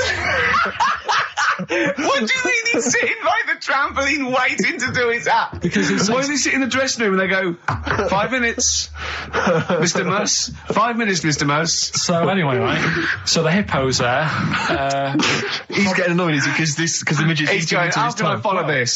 This is really annoying. They're going to be, no. So he's thinking, he's already done the trampoline, my pogo stick act is never going to work. Yeah, go on. So there's a hippo waiting.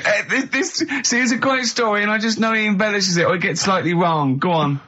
So there's a midget jumping up and down. The hippo's getting annoyed. The crowd are going mad. The midget's loving it. Can't believe his luck. Although you think he probably knows he's dicing with danger. Yeah. So next thing you know, they're all saying higher. He gives it one big, heavy sort of landing on the trampoline, goes really high, but goes off at a funny angle. Oh, hypotenuse.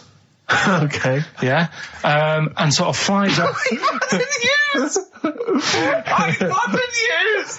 Sure. Flies off at a funny angle. Oh, dear. Hippo's there, swallows him whole. Crowd are clapping, thinking that's why the hippo was waiting there. Rubbish. Rubbish. Right, that's Aqualung. Good time's gonna come, innit? Right, Karl, come on in, educating Ricky. So, don't let the cat out of the bag, that's where that comes from. Comes from a crafty butcher. Right, go on then. So the next little headline is, Wash Up With You. Wash up with you, go on. You want to know about that? Yes. It's a survey that they did this week. They? Yeah, some university did some survey. Brilliant. Did a world test on washing up. Yeah. And each country were given 140 pots to clean. Brits were the quickest.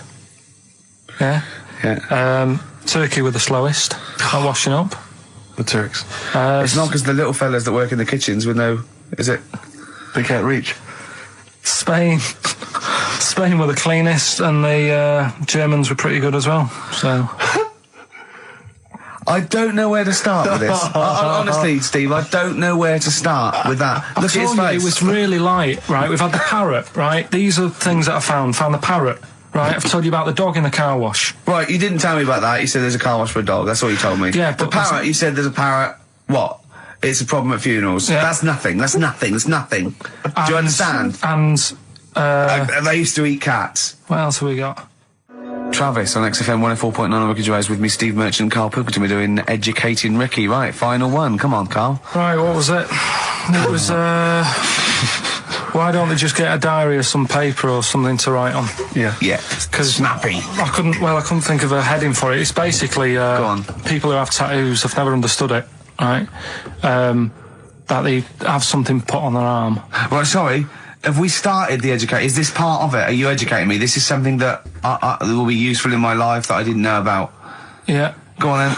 No, it's just that they've got a machine out, right, that does tattoos. Tattoos. You come up with a design you want, and you sort of this machine scans it, and you put your arm in this thing, and you press print or whatever, and then it does the tattoo on your hand or on your What, like arm. loads of little needles that follow a pattern? Yeah, the computer, basically, yeah. Is it a real tattoo? It's a proper It's a proper one. The fella said... well, as long as it goes out, it pierces the skin with a I just wondered if it's one of those kind of, those kind of... No, it must be lots of little needles or a moving needle that can go Sorry, along but it. how is this cleaned, like, in between each person? Don't know, probably, I don't know. Well, no, it's only that if it's one needle, it's just the head, isn't it?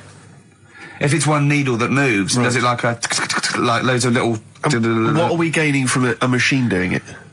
Just because you know they're going to sort of mess it up. But hold on, how do you keep your arm still? Because your skin moves slightly, so the machine it's won't... sort of strapped to your arm. Right, and so it's spread... the fella said that the tricky thing was in all this, it was the fact that, you know, nobody would let him test it out on anyone else, so he had to do it himself. But did it work? Because the thing is with a tattoo artist, they yeah. can see when your skin's moved and they can see what they've done and they keep wiping it and looking, whereas a machine's just got to trust itself. Yeah. So I think... What's your last room 101? Oh, God. It was, holidays. Holidays. Well, You want to put holidays in room 101? people who were sort of annoying on holiday. Oh, yeah. Do you know when you go away? Oh, yeah. It's sort of touched on this before. Is this going to be the Scouse guy? Yeah. Go on. Oh, it's so long though. I mean, it was a holiday when we went to Tunisia. And the Scouser pissed you off. Surprise, surprise.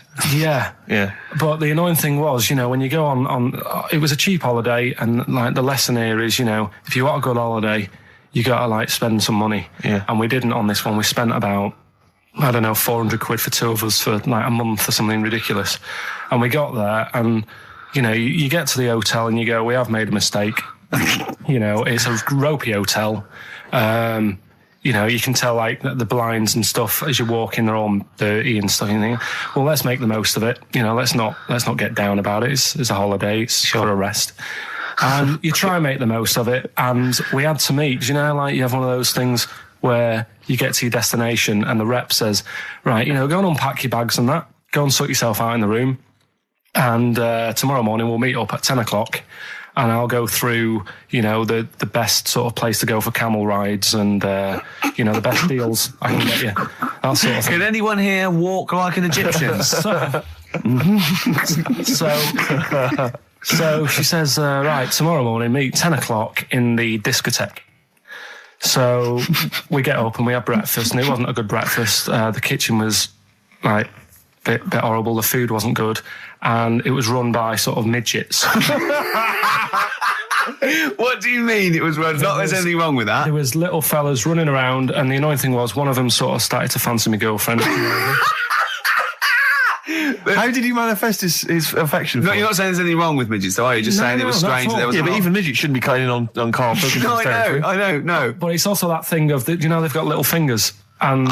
And it's sort of God, ruined. I'm so sorry. No, I'm not. It is a bit of a phobia of mine. Okay. Do you know what I mean? They are nice people and that. Sure. Oh, God. But the annoying thing is... So what was he doing then? How did he... I don't understand how he was chatting up your girlfriend. Was he crawling under the table so you couldn't see? He just kept... Whispering to her from underneath there.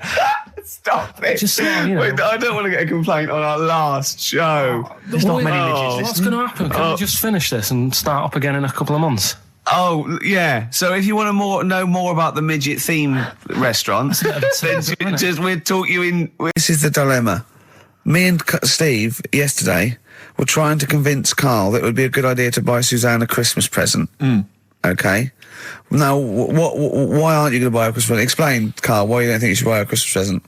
No, I've told her I'll get her one, but in the new year. We're going away on holiday and that, so there's no point taking stuff away. Yeah. Going to Lanzarote next week. Just get something in the sales after Christmas for the... Yeah. Yeah. Right. And me and Steve were trying to explain to Karl that she would love it if you bought her something on Christmas Day. Yeah, but she knows now. But Knows what? I've told her. So No, she's well, I'm getting going to out. tell you, do you know, right, this, dear listener, this was Karl's worry. I said, I bet she's got you something.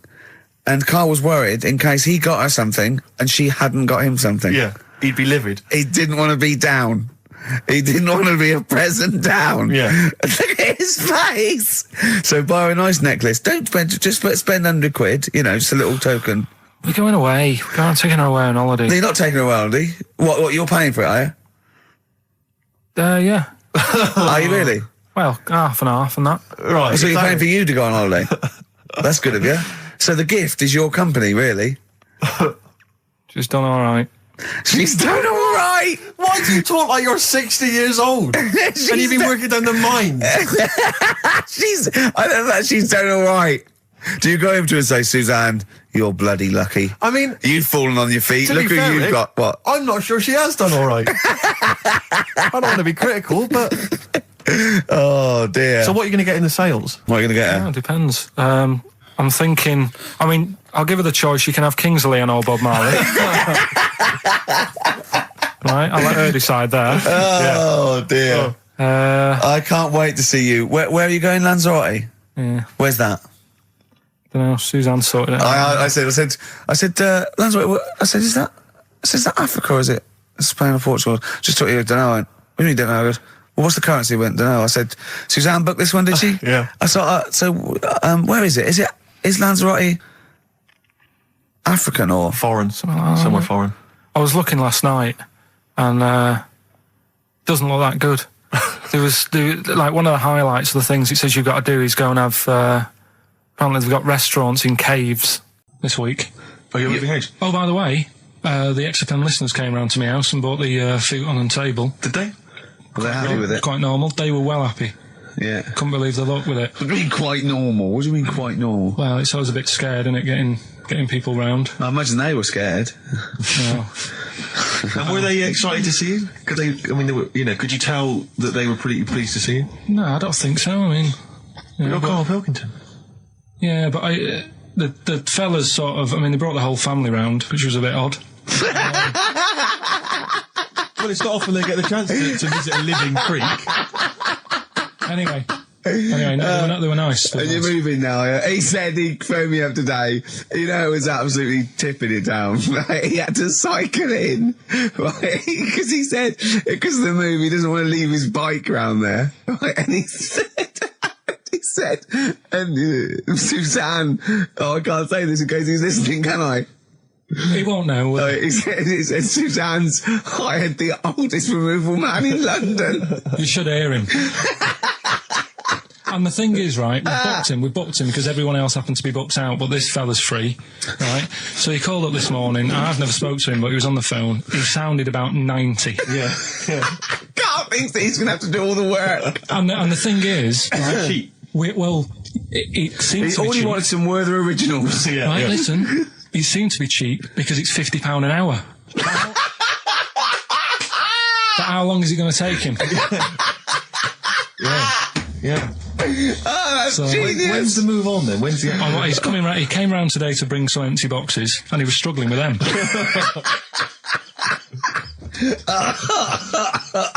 So it actually happens on Wednesday.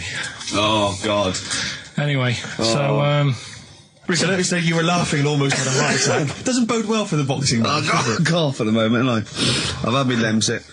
Oh, that was great. That was very, very funny. What a indeed. wonderful clip that was. I enjoyed Do you it. remember that? Yeah. Wow. Oh, Carl, when's your train? in a minute, I'm going to get going now. I'll see you later. Thanks, Karl. Brilliant. What are you playing? You can play a song? Kirsty McCall. Yeah. I'll see you later. Kirsty McCall, New England. Karl Pilkington has left the building. He's rushed away. He's on his way down to Cornwall. And we're left by ourselves. Indeed. In the room. See, if we can do this... If we can press all the buttons and not make any mistakes, strictly speaking, there's no need for Karl. I don't mind if we make mistakes. Well, no, exactly. We never were in the old days, did No, we? sure. I think Karl is going to love Cornwall. Because I think, one, the mayor is probably an animal. Yes. And I imagine the townsfolk think like Karl. Yeah. Do you know what I mean? I Yeah. imagine he'll stay there. He'll be made king. Have you ever seen Return of the Jedi? In Yeah. Return of the Jedi, the Ewoks, the little furry creatures, they see C-3PO, and because he can talk and he can speak their language, they actually elevate him Oh, he's to godlike back. status. What are you doing here? Hooray! He's back. I What are you doing? You could have stayed till the end. No, I'll see you later. What are you Right, doing? what are you doing? Right. Right, well, there he is. He's on his way. Yeah, Down to if Cornwall. you're listening online in Cornwall, I mean, I can't imagine that's ever going to happen. But, you know, on a clothesline with a bean tin at one Exactly. end and Yeah. a big bean tin in London. Or if the I'm cool in London. yeah, or if the foil helmet you wear to fend off laser rays from aliens out of space are somehow picking up the show, then Karl's on his way. Look forward to meet the He'd bold fit in one. because he's got a sort of like, you know, the obligatory sort of red face that would go well down there now. Because I think he's been out in the sun, or he was pre-boiled when he came in. But he's rushing down to Cornwall now, going from Paddington Station. So, if you're in the Paddington Station area, you want to pop down there and sort of wave him off, then do. Yeah. Don't be afraid. That's not a dirty sexual act. Wave him off. Yeah, I'd love to wave him off. Did you have a good holiday, Karl? Yeah, it was alright. It's alright. Went down to Cornwall. Now you're going to the monkey some odd sanctuary. people down there, Steve. Well, don't look at me. I'm not from Cornwall. Well, you're from that sort of area. Well, not really, but never Genetically, he means. Right. They're weird. Well, you must have slotted right in. What are they weird? What do they look like? Just all sort of odd people. A lot of old people, but not just old, sort of messed up old. What do you mean messed up old? You can't just say that. There was a woman with a funny neck. Okay, in what way was it funny? What did she have a funny neck? If you were writing an essay, you wouldn't say there was this woman with a funny neck. How would you describe it? She sort of had her head, like, pointed down all the time. Like Don't do it, it's his radio. No, but just for you, I don't like that. Yeah. About that. Yeah, okay, right. So, brilliant. I don't know. I was saying to Suzanne, what happened, what do you think? Because Suzanne knows everything. That's the good thing about her being with you. You just ask her, what happened to her? And Suzanne goes, Karl, I don't know. Yeah. I haven't been here before. Suzanne, your girlfriend, or mummy as you call her. Oh, sparks are flying. Yeah. I got a little bit of chocolate. Can you just lick a tissue and wipe it off? Oh. Well, she said it might have been like, because back in the olden days, they carried stuff on the... The olden days? What do you mean the olden days? This woman was probably, what, 50? No, she looked about 70. Yeah. But like I do on Cheeky Freak of the Week, right? I always turn it round and we get, like, something good out of it. Something positive, yeah. I said to Suzanne, I bet she finds a lot of money. Yeah! Always staring at the ground, yeah. Oh, so dear. It was always good. So, maybe she just had new shoes and she was admiring them. Yeah. Did you think of that? Before you point the finger and judge? Mm. Or a necklace was too heavy. Exactly. So, you're back refreshed? One was about that Galileo fella. Okay. Was it about 1636? Was it? I think it might have been earlier. Bad. Go on. Did some stuff with light and that. Yeah, he did lots of physical experiments, yeah. Is that it then, Karl, is it? He did some stuff with light and that. What did he do with light? What was that? Well, I think he invented the first... Telescope? Telescope. So I think it's a particular lens, though, and he did experiments where he dropped famously two different weighted balls from Pisa, and they hit the ground at the same time, showing that it doesn't matter, the weight doesn't matter, but air resistance does, and stuff like that. I think he probably explained it a bit better than that. Yeah, but I'm talking to Karl. Sure. Did they need to know He's stuff? just thinking about pizza. Yeah. Did they need to know stuff like that back then? What do you mean, did they need to know stuff like that? It's just... There weren't people going around going, I've got to drop these two things off the Leaning Tower of Pizza. I just don't know which one's going to land first. Yeah, I need to know. Why do you need to know that? Bring me Galileo. Yeah. It's for a bet. Yeah. No, but if I was knocking about then, I'd be like, stop messing with that. We need a telly. Or, do you know what I mean? I bet he thinks the Flintstones is real. I know. That'd be brilliant. That's what I'd do if I was a caveman. I'd make a telly out of rock. Yeah. And a pelican and a as car a cement that I just mixer. ran along the road with. Yeah, exactly. Yeah, we need a car. Yeah. Well, we haven't really got the internal combustion engine. Can you stick your feet through the bottom? Yeah, just get me a car, for Christ's sake. Anyway, so I learned that. And then... Back on his campaign to get rid of jellyfish. Why is that, Karl? Oh, did you see the paper yesterday? Go on. There's a jellyfish, right? It's about 15 foot long, about 5 foot wide, and there's a fella swimming next to it, and the paper's going, oh, look at this we've found, there's loads of them in Japan. Yeah. And it's because the water's getting hot, so it's making jellyfish really big. Oh dear. How's the campaign going to get jellyfish get rid of them? What was your point about jellyfish? They don't do anything. There's no point. They get in the way. Yeah. It ruined my holiday because I got stung by one. Yeah. But you think the same thing about Liverpudlians, and we can't just go around, wiping out things that ruin your let's holiday. do the jellyfish first, and then we'll move on to the Scousers. Yeah. But yeah, I don't know what they do, and I'm trying to look on the internet. I've been busy this week, You're jellyfish now, not scousers. Yeah. You know what I don't know what they do either. To sort of try and work out what would happen with the sea if it didn't work. Because they say, like, if there's no... Slow down. See, this is what we're talking about. Let's do it. People who've listened for the first time, they've got to listen to every word you say. You want to find out what would happen with the sea if it didn't work? If jellyfish weren't in there, do you know what I mean? Because stuff like coral, apparently the sea would be in a right state if you didn't have any coral in it. Fish, do you know what I mean? I always worry about how many fish we're sort of eating. Because you go past... Sorry? No, do you know, like, you go in Marks and Spencer's or Selfridges... There's loads of fish in there. And there's really fancy stuff that you think they've killed that, and it looks good on the counter, pretty impressive. Yeah. But is anyone going to buy it? Yeah. Do you know what I mean? It's a big, like, a shark sat in ice. Yeah. And you go, yeah, they've got like, a lot of fish... So you won't go around the Tate Gallery? Do you know what I mean? I've never seen a big shark sat in ice in Selfridges. They do it. And it's like, you go in the morning and you can go back at night and the same shark sat there. Yeah. And it's... So you know it's the same shark, do you? It's the same one. So what, same face? Are you sure he just hasn't lost his mum? And he's just like, he went shopping with her Christmas shopping and he's just like, he's drowned, he doesn't know where, he's just waiting. You know I'm right. I've never seen a shark in Selfridges. Well, all right, then say maybe that's one day a week, but on other days they'll have like... Shark Monday. I think, Selfridges. Today at Selfridges is Shark Monday. Yeah. No, it's just that... So your point is that there's all these fish not being eaten. Yeah. So and they're being killed. They're taking them out of the sea, no one's eating them. And you're worried, that the sea's going to rise because the more things you take out? Well, we're just going to run out. Because the fish drink it, don't they? And that keeps the water level down. Well, you know what I mean? There's stuff that worries me. You're worried that... Was it you who said that you were worried that... Because, there's sponge in the sea. Yeah. But if they took it all away... No. Is that him? That's a Stephen Wright joke. Is that Stephen Wright? What was the joke? Sponges grow in the sea. That kills me. How deep would it be if they didn't? Here we go. Just a little bit annoyed. Just 3 clues. We've lost all the energy in this show, haven't we? Well, I can't get over that insult. I'm just a little... No, we did though. It just came out, I can be honest with you. It came out left field. I wasn't expecting an insult. No, but I think there was a sense of camaraderie on this.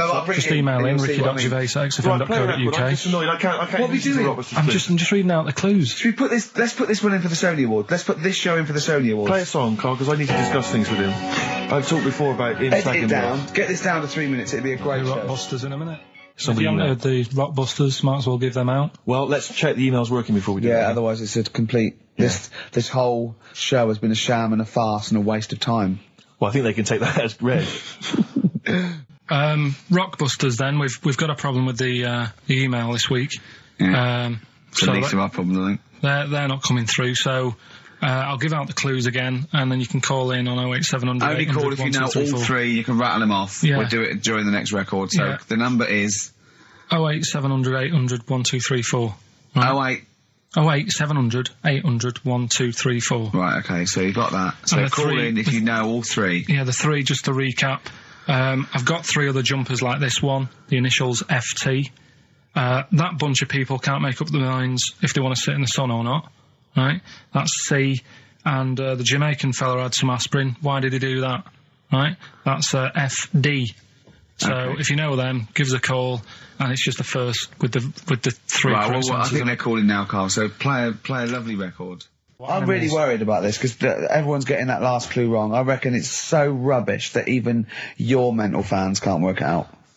Yeah, it's a tough one, but give that final Rockbusters clue again. The Jamaican fella had to have some aspirin. Why is that? Why did he have to do it? FD. No, hold on, that's changed. Well, it doesn't matter. The story. It doesn't matter. That's the point of a cryptic clue, isn't it? Oh, do. What have you got now? Right. The Cure, obviously. Yeah. Song. Right, Karl's been taking phone calls for these clues. Right, and so everyone's been saying the same thing for the last one. He's been going, no, and I'm worried. I'm always worried. FD. I just overheard him on the call there going, what have I been saying? Oh, no, it's FP. Dickhead. Right, give me the clues out. It's a rollover. Right, tell people, we're really sorry to anyone who would have got that right. Okay, right, do the clues quickly. Tell them it'll be a rollover, so we have to do 3 new ones. Do you not write these down, Karl?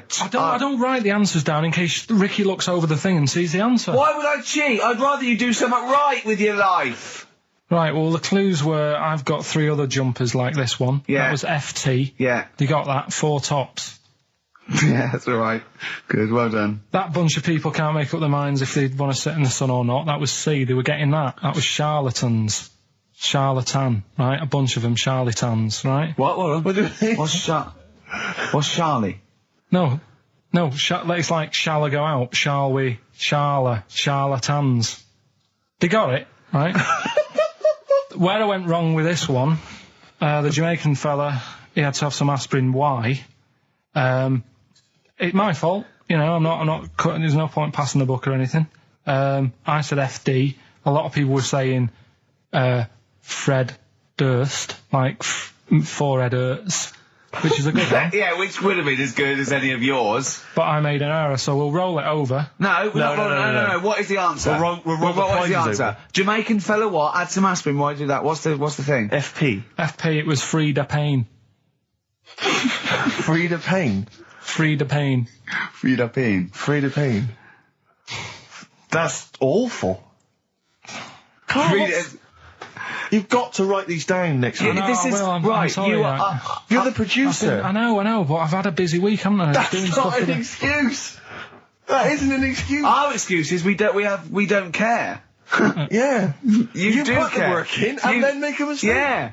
It's better not to try than try your hardest and be rubbish. Do you see what the point? We don't care. But you've got standards. Yeah. And you're not meeting them. Think of that. You're not even reaching your standards. God. Right, well, that's that, I guess. Well, the prizes will be giving those away next week. Bollocks again. Just completely... Song for the ladies to end the show with. It's from Nick Cave's new album, Nocturama. This is a track called He Wants You. Back next week. Remember, Frida Payne. No, but I was saying this the other day. And an Atari. Right? I was walking through London. Commodore 64, rubbish. Exactly. Walking through London with Suzanne, right? Yeah. And you know, like homeless people always have dogs. And she said, "Oh, I hope she looks after it." I said, that dog is happier than most dogs, right? Because people always walk past and give it a pat on the head. Yeah. It's with its owner all the time. Yeah. It's out in the open. It's not locked up in a house. Yeah. It doesn't eat, but other than that, no, it does eat though. They're always all right. So that's what I was saying. I think this horse was doing all right for itself. Do you know what I mean? Well, not many horses have got their own house. Exactly. For a start, yeah. But anyway, that's by the by. Yeah. So anyway, this family. It was a bit. What were we talking about? It was about cloning. Genetically modified kids and all that stuff. Yeah. Right. Now, what I'm saying is, you could say, right, Steve, you could have a baby, right? And Ricky could see it and say, God, I want one that looks like that. Yeah. Right. It could happen, Rick. So come on, work with him. So you take it to the doctors, and I don't know what they do. They inject it with something or whatever. Yep, that's how it's done. Yeah. And get a little baby, and there it is. It looks the same. Now the thing is, you separate. You both go off and do your own things. Yep. Right. Now, you look at Stephen. You look after your baby. Yeah. You treat it well. You give it good food and I'm a good dad. all the vitamins and stuff. Yeah. Ricky just gives it cheese. Right. So then it changes its looks. It goes a bit fat. It gets tired easily and that sort of thing. Now, when this family, why am I just feeding a baby cheese? Right, this family who had a horse in their house. Yeah. They had a little baby, and my mum went round and said, "You're not going to believe this, but it's a beautiful looking baby," right? Yeah. And I was like, well, And the weird thing is, it was a good-looking kid, but as time went on, they didn't really look after it. And I'm not saying like abusing it, but it used to run around. It used to play out till like 10 at night. Yeah. It used to chase cars. Right. It was a bit. Did it have hooves? No. Chase cars. Right. What sort of kid chases cars? Oh God! No. Was it called Rover? Did it cut sticks? It's Liam. It was called, right? Right. Now, the weird thing is, it was a good-looking kid, but as time went on, and all that, like, not eating properly, and its hair was all patchy. It's not Liam Gallagher, is it? And chasing cars and that, and it became an ugly kid. It's definitely Liam Gallagher. And that's what I'm saying, right? You can clone all you like, but at the end of the day, it's how you brought up. Brilliant. Wow. Life. Wow. That was a hell of a point. Oh, God. But am I right? Oh, you're always right. It's amazing. What an amazing show this is. Shape.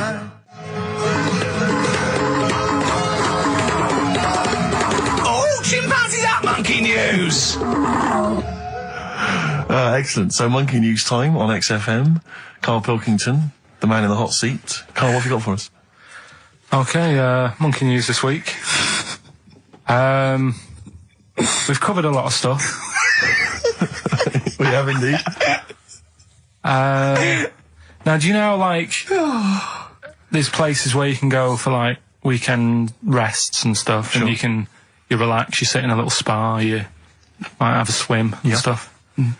Well, they've got a place done for monkeys. Of course they have. Right? They can go there, they relax, forget about all the stuff they've got going on in their head. They can have a manicure. Right. Got nice meals. It's not called a manicure though, it's called a chimpacure. Beauty them. treatments. Yeah. Right? They look good and stuff. Yeah, well, look good, feel good, yeah. Now, you might think, well, that's pretty normal. Well, The bit I haven't told you about is it's actually run by a couple of chimps.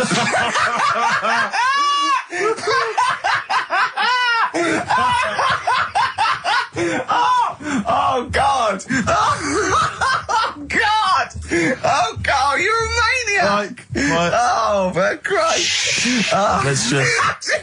That's like a couple of chimps. Let's Of just... course it's not. No, it is, because think about it, right? No, not think about it. What do you mean, yes it is? Of course it's not run by a couple of chimps. What do they do, get a loan? Right, if a chimp wants Yeah. to have a rest, Yeah. where would you go to? A place that's run by humans that don't know what chimps' needs are? No!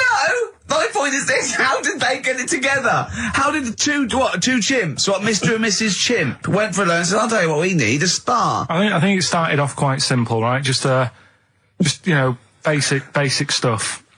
But they've expanded over time because it's become so popular. It's gone mental down there. Sure. Go! I They've all don't heard know. about it. Now, the thing is, the problem is this, right? That isn't even the top and bottom of it, right? Oh, Christ. The problem is, it's been going on and on and on, right? It's been earning a lot of money and stuff. The monkeys are happy. The monkeys that go there are loving it. They're telling friends and stuff. They're all coming to it. Now, the problem is, it's this little monkey, little man monkey and a little woman monkey, right? Yeah. It was sort of girlfriend and boyfriend. Sort of. It's an open relationship, they can play around if they want. Well, the problem is they're not married, right? Now, Trouble brewing. the lad monkey, fella monkey, he's getting quite old. And the problem is, because it's his name that's down on all the stuff. Carl, All the forms. actually, Let him I don't- finish. I'm getting scared now. Let him finish. It's his name on the business, and the problem is his missus is kind of like, what's going to happen? Sure. What If are you he getting passes this, where are away. you getting this from? Internet. Carl, I don't know where to start. No. This is the... Can we just hear the end? This is ridiculous. So the problem is, the Female girl- monkey is worried that the male monkey she's worried. is What's going to die. going to happen with the business? What's going to happen? Of course. Right now, What do you mean, the business? the health There isn't a spa- business. It's a joke. Health Rick, spa. you're not listening. His name's on the form. The male monkey's name is in his name. Now the problem is, the woman monkey has got some kids, but because they're not blood relatives, it's not going to be handed down to them. And the What, court, they're kids from a previous monkey marriage? yeah, Right. so that they're not going to get it. Let me just check this out. Yeah, otherwise you don't want to check the facts, otherwise Yeah. you could look like a twat spouting shit on the radio. Please check the facts for scientific And security. they're just a bit worried because they're saying that the people in Ohio, which is where they've got the little health thing going on. So that makes it more believable that it's Ohio. I thought you meant it was Berkshire, in which case it would be rubbish. It looks like the local people are trying to get in there. They've seen the success of it. Sure. And they're They want a trying piece to of go the in and action. take it over and stuff. Yeah. So, Give me the piece of paper. Throw it away. Play a record. That's the worst. That's the worst one I've ever heard. And there's something wrong with you.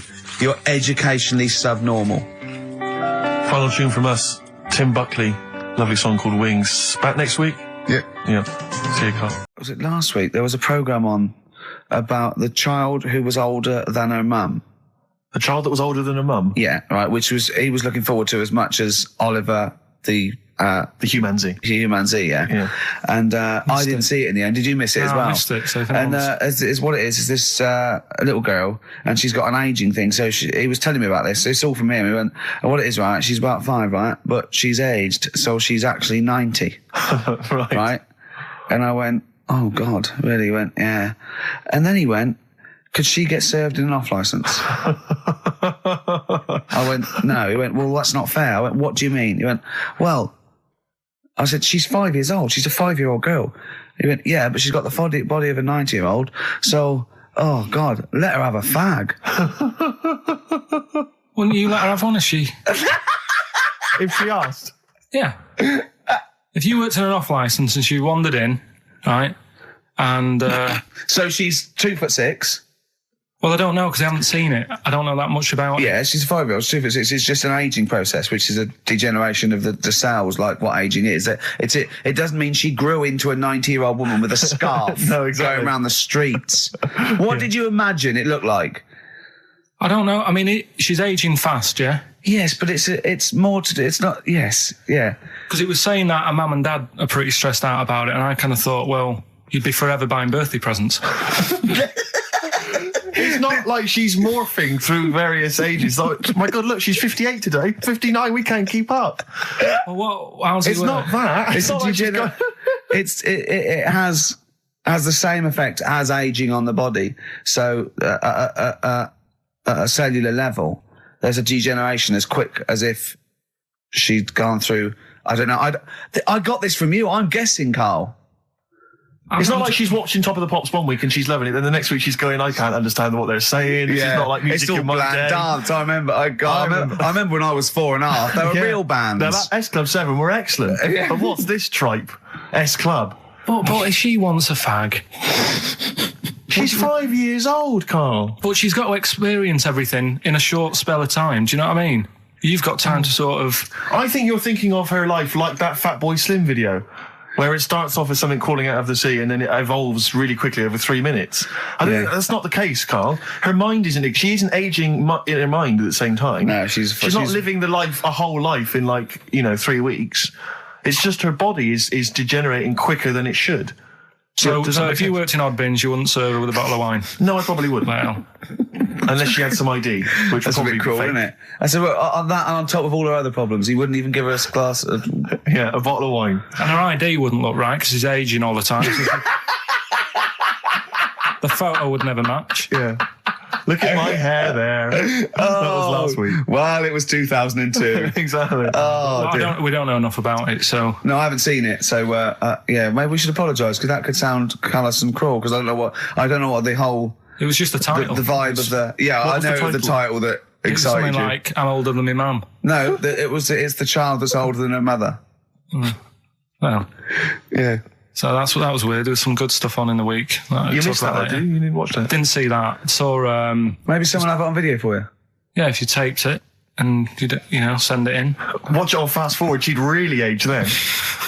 Imagine that. Whoa! Karl just remembered we've got Cheeky Freak of the Week to fit in. I don't know what to do. What's your Cheeky Freak of the Week? Quickly, just throw that away. Right. Well, it's just like we look at cheeky freaks. Is this show offensive in any way to some people, do you think? Ding dong. Got any buns? It's the Elephant Man. Go on. Right, well, it's a bit of a problem for you, this one, Steve, right? I'm chucking it forward to you. Remember the Cheeky Freak of the Week that we were talking about? That illness where people age quicker? The 5-year-old girl that was older than her mum, and he said to you, what, if you ran off like you wouldn't serve her fags and beer? And you went, no. He went, why not? And you went, because it's a 5-year-old. Yeah. Right? He went, oh, she's got enough problems. Give her some fags. You remember that, don't you? Sure. Yeah, right. So, another dilemma for you, right? Picture this. You're running a restaurant, right? Door goes, right? Few people. Most of them look normal. You notice the woman at the back, crawling on all fours. Top half is woman, right? This is real. Yes. This isn't like a comic or anything. This is on, Yeah, on the internet. I've seen it. They're called dog people, and her legs just come straight down. They're like little twin legs at the back, and so they walk on all fours because it's easier. Dog people, right? Yeah, not dog people. They're human beings right. with deformed back legs, so they walk. It's easier for them to get around like that because they can't stand up because they can't stabilise, and also it comes straight out of their hips. Right. So you're running a restaurant, it's a busy night, you haven't really got time for any hassle. She comes in. Would you serve her? The premise being what? That he doesn't serve dogs? Because the restaurants don't allow animals in. Right. So it's a dilemma. It's not a dilemma. Right. She's not a dog. She's a human being. Yeah, with I put a plate of meatballs on the floor, and she tucks in, and a little glass of, a little bowl of wine next to it. He turns round. There's the woman older than. Get away from that plant.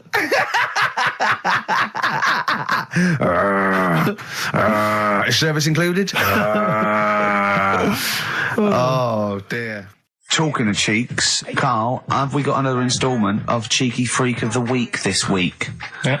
Karl's found love on the street before, haven't you? How's it going with your bird, Karl? Are you married? No. How long have you been out with her? Going out with her? 7 years. Because, you're quite a simple man. Yeah. You're sort of a simple in a nice way. ways. I mean, you're like Helen sense. from Big Brother. Yeah, you're sort of nice enough, but I look normal. Well, yeah, you sort of do. But you could be one of those that just suddenly go mental with a pen. Yeah, do you know what I mean? Stab people through the eyes. Yeah, you sort of look normal. But if I wouldn't really want to wind you up to a point of frenzy. How did you meet your girlfriend? Through work. What, through her work? What, you phoned up and said you worked at the same place. Oh, you're right. Yeah. You're quite an enigma, aren't you? Could you give us more on that? At work, you met her at work. What, she came in selling sandwiches? She was going through the bins outside. What do you mean you met her at Why work? are you having an attack on me? You're the one who's sad and lonely. No, he's done you again. Yeah, but what I thought was interesting was I just scratched at him and he just went mental. Yeah, no, it's like a bear caught in a trap. It's funny, isn't it? You'll never learn. Karl. No, I was just interested to find out what the story was, because it might be a really romantic story. Well, it's not.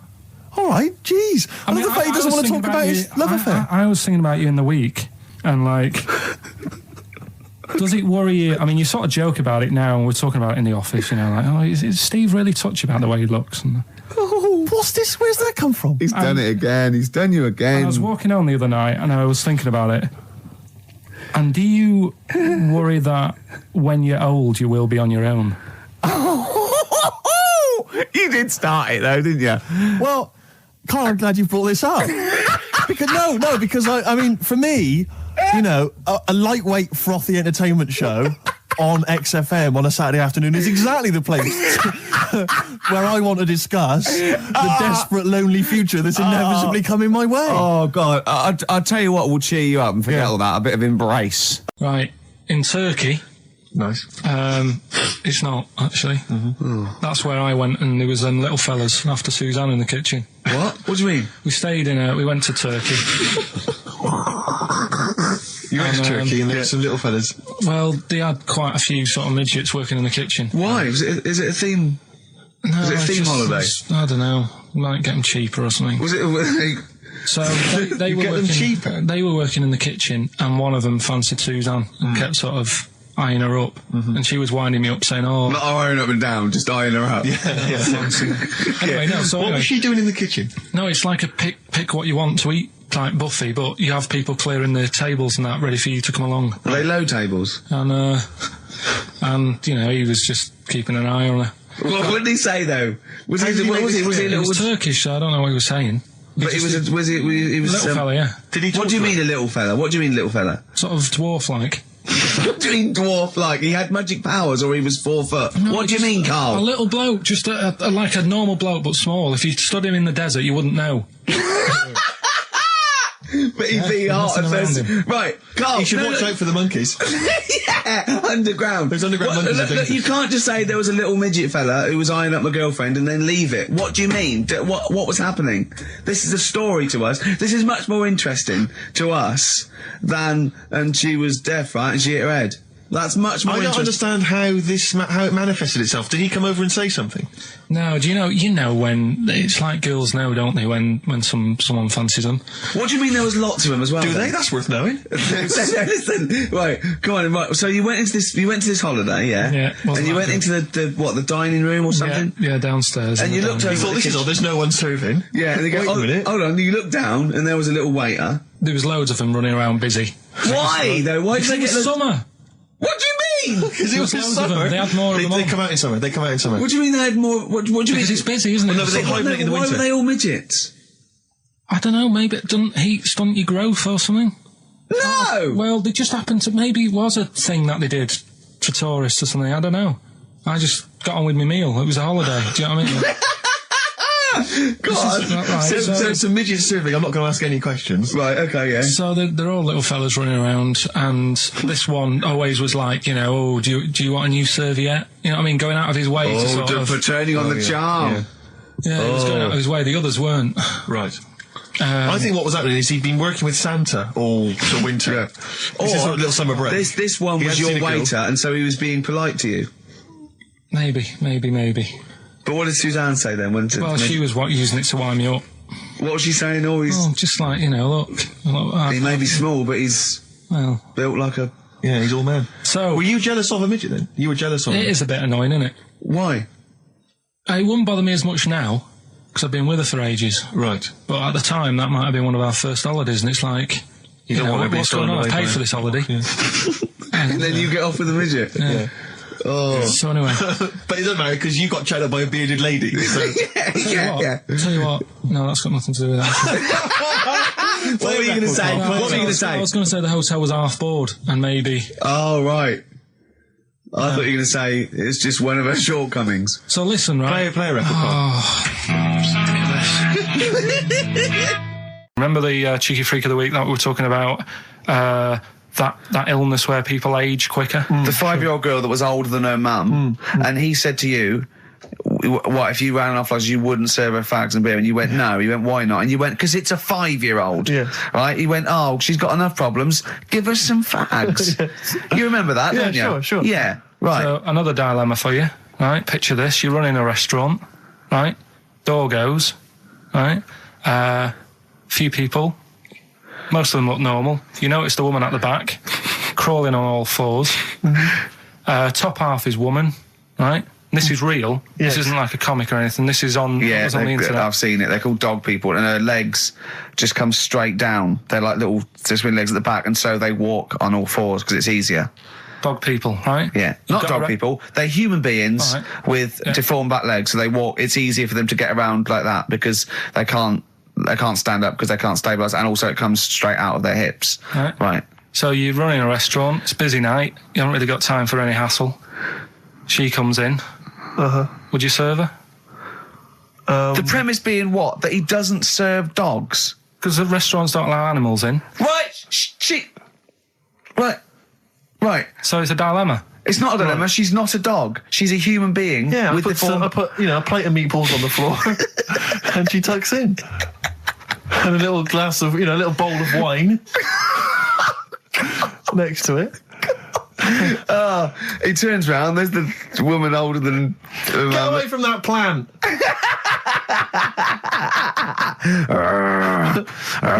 Is service included? That's coming up later. Coming up later. Oh, brilliant. Steve, you're thinking of taking over as producer, aren't you? Well, I just think it's a shambles. I've asked for Cheeky Freak of the Week, and it appears that Carl's not ready. He's not prepared. No, I can sort of remember it. It's just that I like to have all the information. Contempt for But the you've listener. just had a whole bunch of adverts and placebo in order to get it ready. We're shouting, we're having a shout and that. Right, do you want to sort yourself out in future? Yeah. Someone, that's what we were chatting about. Someone emailed in about they watched the £200 tumour thing, and when it was removed, it was carried away in a wheelbarrow, right? Karl said, what, even when she had it removed, she still carried it round in a wheelbarrow. And he went, I thought it's sort of like she'd become attached to it. You definitely are my favourite thing in the world. It's great. Look at the way he's looking back. But I think they're all the same. The people, I have had more emails about people saying I watched the £200 tumour And I documentary shaved me arse. than anything else. I know. When we ask questions come about up with science, Shakespeare... we talk, yeah. Nothing, High silence. concept, we talk about political issues. One person emailed in, they said, I tuned into the £200 tumour documentary. It looked disgusting, I couldn't watch for long. What were you expecting? Yeah. That it might sing and dance? Do a little show for you? Anyway, so what's the these are really your listeners, Karl. Now, I think do you know what I mean? You find your niche, you attract your. I think me and Steve are pretty much just here. I think the people that we had in the early days, Rick, they've long since abandoned us. They jumped ship. They've got jobs. Fans. Yeah. They've got jobs. They're out now. They've been released. Exactly. Yeah, they're getting their life back together. Carl, Come on so then, what's the Karl. situation with Cheeky Freak? I've got like a couple of bits. Like I say, I haven't got the in-depth stuff that I know. Oh no, because usually it's it's Heavily pretty scientific. researched. Exactly, yeah. Do the jingle. We've come up with a new one, haven't we? The Freak, say chic. Cheeky Freak of the Week. Right. Well, couple of bits. I don't know which one to use as the main feature for this week. It's that good, is it? Well, there's been another one born. What? Little kid. Who on? 4 eyes. Insult. Just a guy who wears glasses. Come on. 4 eyes, 2 noses, 2 mouths. That's weird, isn't it? This bloke, did he also have 2 heads, 2 bodies? Sort of born sort of slightly separately? He wasn't stood next to a mirror. No, it's weird, that, isn't it? That's all you've got. is it? I love that. That's weird. That. Imagine the doctor said that. Well, Mrs. Parks, kid's got 4 eyes and 2 noses. Weird, isn't it? Any clues? Any clues? So well, that's it. That's all the one. information. Well, I'll tell you what, No, but that again- shouldn't be the main one. Okay, No, I've answered but it. like I say, what's the idea of this feature? What do I say all the time? Don't know. I always say, think about it. Think about what that would be like. Okay. What? Giving birth to him? No. Being, I think it's a girl. Being like her. 2 mouths. 4 eyes. What would that be like? Mad, innit? I don't know what this feature is. I don't know why. Is there another one? Is that, you said that? I mean, I hope everyone took the opportunity there during that silence to just think about what it would be like. I know I was. Could she talk with a mouthful? What? Is that allowed? Because she's got 2 mouths. Yeah. Yeah. Would that be alright in her house? She'd be eating Yeah, one, she something can talk with one mouth and eat with the other, I Right, well, suppose. listen, the main one, right? You've thought about that. That's good. The main Cheeky Freak of the Week. I haven't got all the details. Smallest person ever. Right? How big would you say that is? Karl is now sort of like holding his hands up like a fisherman, long ways. That's about 1 foot. Right. Smallest man in the world. I printed the thing off and I can't find it. There's a little picture of him. Right? The odd thing was, But why have you asked me how, did it say, or was it a picture of him? I didn't really read it. Of course you didn't. Of course you didn't. Jesus. I just saw it and thought, that's What, that's you that, straight that's away sorted. assumed it was natural size? Is that big? But what do you mean it was that big? Little fella, like that. But why are you doing that? What? It was a page with a little fella. How do you know that was natural size? No, it was, because he said it's world's smallest man. And the funny thing is, I've read the first line. I always read the first line. It said, world's Well smallest done. man. Well done. The weird thing is, he got an head like a light bulb. The shape of it, apparently. I don't know if that's got anything to do with his shape and face. Oh, God. That big. His name's Mr. Watts. And the annoying thing is, what got me is, if you're that big, Yeah. right, don't have your picture taken next to a fruit bowl. Why was he having his photo taken next to a fruit bowl? Don't know. Whoever the photographer was, obviously having a bit of a laugh. Yeah. At his expense. Because you would just stand in the middle of nowhere, you'd look normal and that, but he was stood there, just leaning on an apple. Leaning on an apple? What is this? In what world do you inhabit? This was on the internet. I printed it off. Leaning on an apple? Was it Tom Thumb? What is this? Are you sure it wasn't some sort of sci-fi show they're advertising? No, it was Leaning on it. Can you just lean on the apple? Just lean on the apple there. Do me a favour, you stand next to my chihuahua. You're not taking the piss, are you? No, not at all, no. Would you mind leaning on this matchbox? Yeah. Leaning on an apple. And that's what, so he just said he's the world's smallest man leaning on an apple. smallest man, said about his head being like a light bulb. I don't know what that meant. And I just thought, right, that'll do. That's that sorted. Cheeky Freak of the Week done. I think that was on like Monday. Right? I found that. I thought that's done. Printed it off. Forgot to get it off the photocopier. Someone's nicked it. Play a record. You got to... You know, it's just, Steve. No, can I just say, there's no Carl, point. please, There's no if point. I say, let's have Cheeky Freak of the Week, and you haven't done your research, you haven't got the information, just tell us you can't do it. But don't lead us on. Don't say this in on this charade. radio. Hold your hand up to me and go, how tall is that? It's nothing. That's This is radio. nothing. It's nothing. I think it was that big because he was leaning on an apple. It's not enough information. But imagine Trevor McDonald coming on, going some news, some stuff. How big's that? How big do you think that is? Yeah. Because there was a fella, coming up after Chris Tarrant. Play a record. I'm angry. I'm actually angry. And if Monkey News is in any way similar, you've really pulled your finger out with that, have you? Mm-hmm. This is a bit easier, but I still think it's a good one. So this is, we should explain what this is if you've just tuned in. It's one of those stupid lateral thinking problems. That Karl himself has created. Yeah, that was his homework. Right, this one. It's a fella. He has a normal day doing stuff.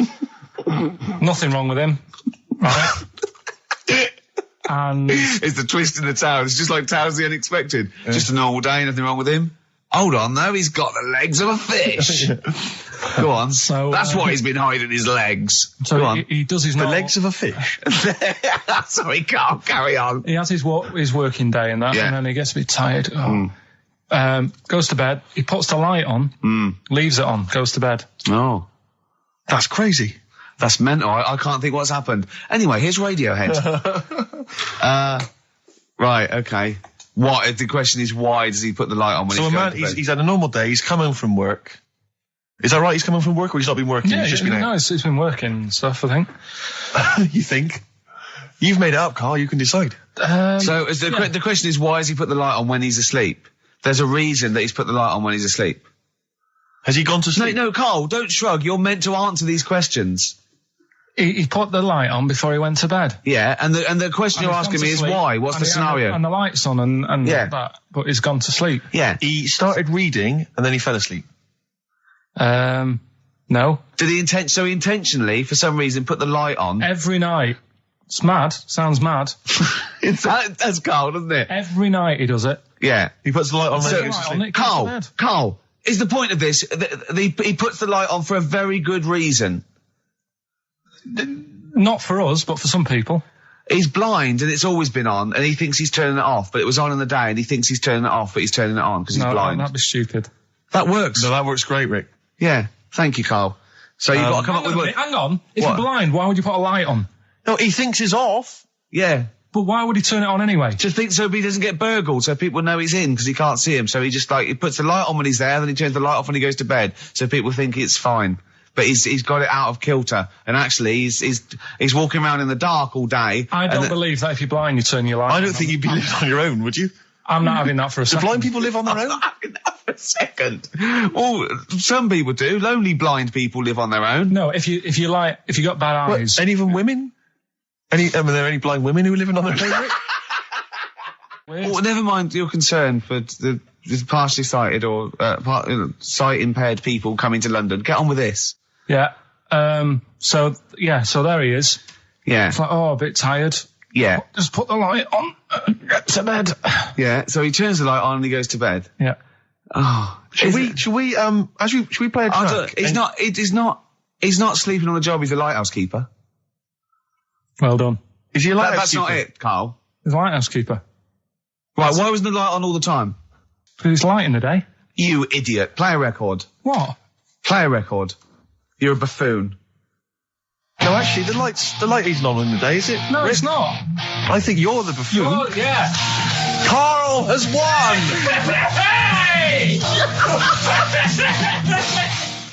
So this week's then, and don't say it if you know it, because the idea is that people can follow up, right? There's this bloke, and he buys a new house, right? And he's well happy with it. His girlfriend moves in with him and stuff, and she says, right, let's clean it up a bit. Yeah. And, straight away it'll be worth more money. Good idea. So he says, right, you do the kitchen and I'll do upstairs and that. She's stripping the kitchen down and he goes upstairs and he's in the bedroom and notices little hole to the attic. Oh, right, brilliant. Right. So he goes, I wonder how much room's up there. I've never weighed it up. So he goes up there and it's all like dusty and a mess. And he goes, this could make a good bedroom, this. Yeah. So he starts cleaning it all out, puts all the rubbish, bins the rubbish straight away, and there's little boxes with bits in that don't belong to him. I wonder what's in here, right? So he opens one of the boxes, it's like a little lamp. Oh, right. He goes, this might be worth a few quid, right? And he rubs it. Magic lamp. And all the room goes all sparkly and stuff. And he goes, oh, what's going on? And then this fella appears, right? In a nice sort of pair of 501s. Right. And he says, what do you want? I know it already. So all the first bit is irrelevant. Yeah, but it's about building the story, isn't it? So don't say anything. Do you think you know it? Steve, Yeah. do you know it? I don't. So I just quickly recap the end there. I almost missed the end. So there you go. He's in the attic, right? His missus is still downstairs. She's not up there. Okay. Right? He's on his own, and he cleans this lamp, right? And this fella appears out of all this smoke, and he's wearing a nice pair of 501s, and he's wearing a shirt, and there you go. What's the song? What song are you thinking of? The lines are going mental. Because it's We're going so live. easy. Let's play a record, Carl. We'll come back and we'll find out if anyone's got that right. That's a great one, Carl. Really. Right. Did you just come up with that? Literally in the last 10 minutes. Genius. This is genius. Definitely. I mean, if those calls aren't from major TV companies, I don't know. I mean, dynamite stuff. A lot of them are, what's his name's lawyer? Simon Mayer. Simon Mayer. That's my favourite thing I've done for years. Yeah, not bad, not bad. That's great. Back to form there. So, yeah, okay, line. The lines are going mental just because it's easy. Go on then. So I think- first one to get but it. The you've first just- one to get it, but... Well, it's not that though, Rick. I mean, Karl has just decided to revise the actual rules of the competition. Yeah. So that, we've decided, is very easy. So that's now a qualifier. And so then they have And to whoever- answer one live. Exactly. So whoever gets that one right can Is play it for a quick big money. one as well? Because some people will lose the will to live. Yeah. Just cut to the chase.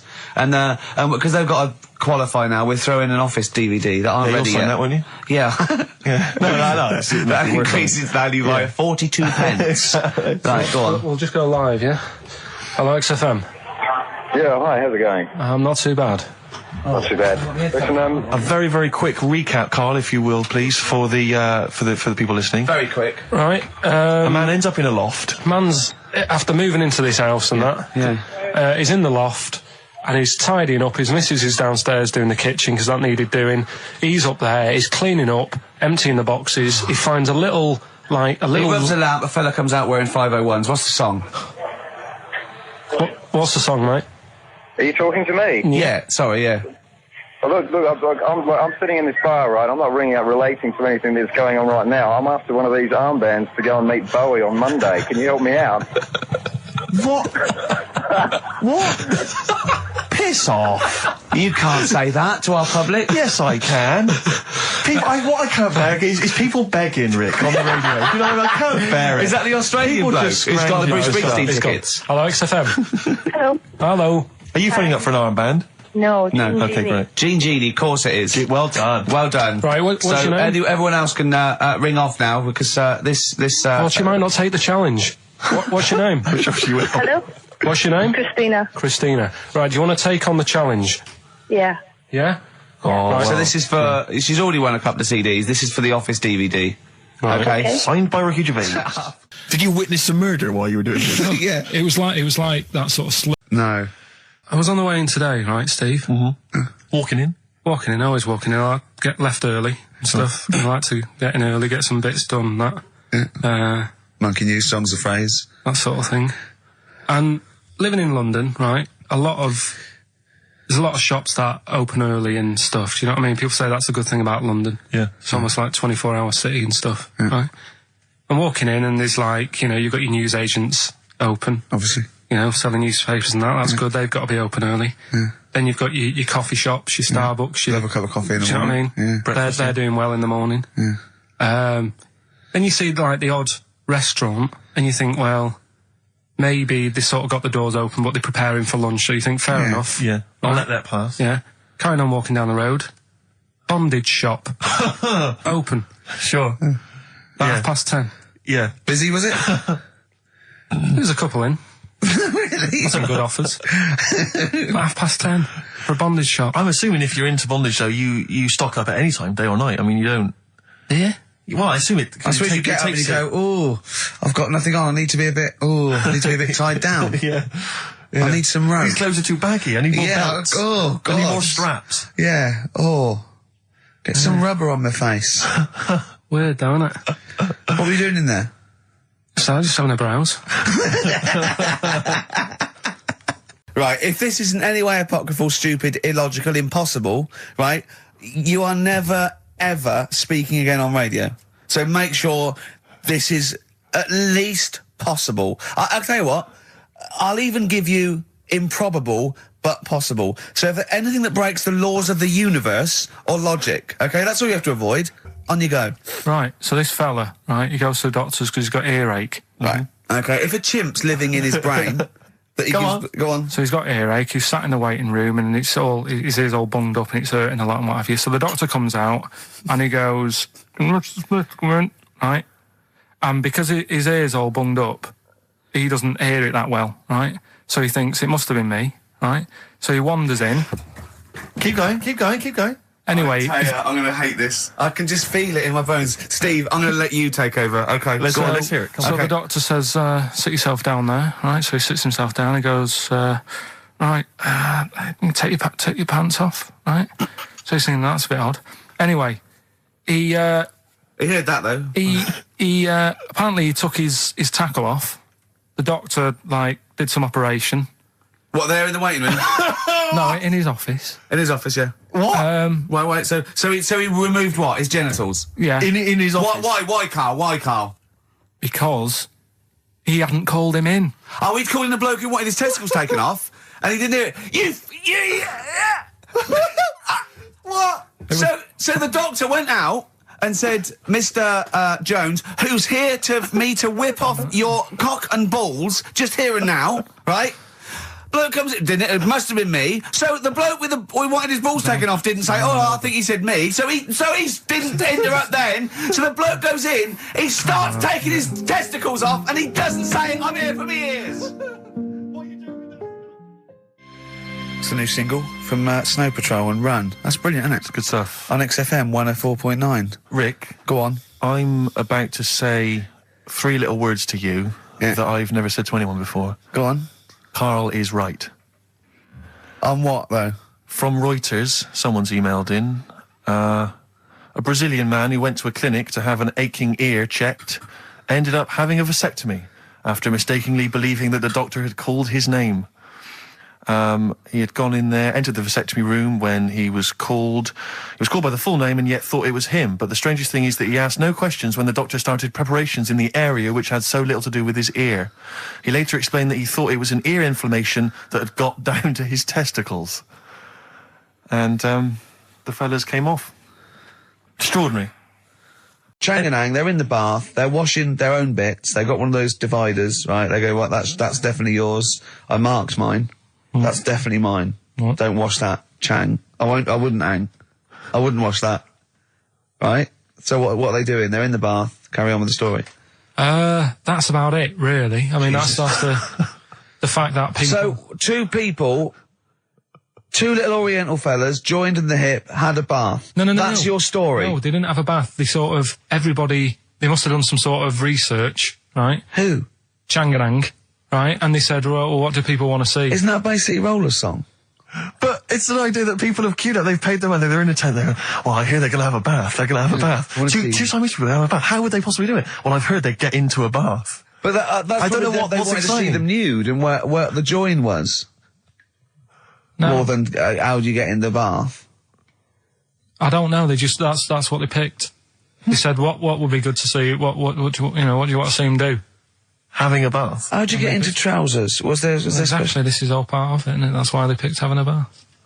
This is all part of it. Well, they want you to get dressed afterwards. Yeah. Who was the best out of Chang and Ang? Who was your favourite? They both look the same, to be honest. There's a surprise. One was a short ginger woman. Oh dear. Is there anything what would be better than having a bath for you when you'd seen them? What would sort of make you go, I wonder?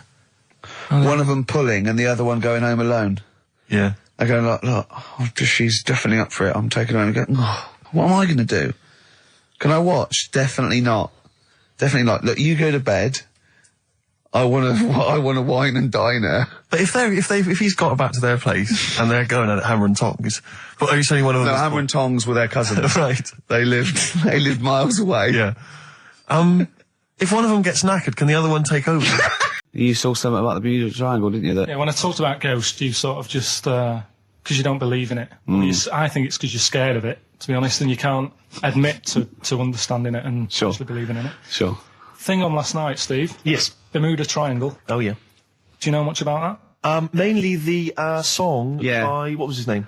What's his name? Bermuda Triangle, where people disappear. No, Bermuda Triangle. What's his name? No, Barry Manilow. Yeah. Are you familiar with the lyrics? Bermuda Triangle, where people disappear. Bermuda Triangle, don't go near.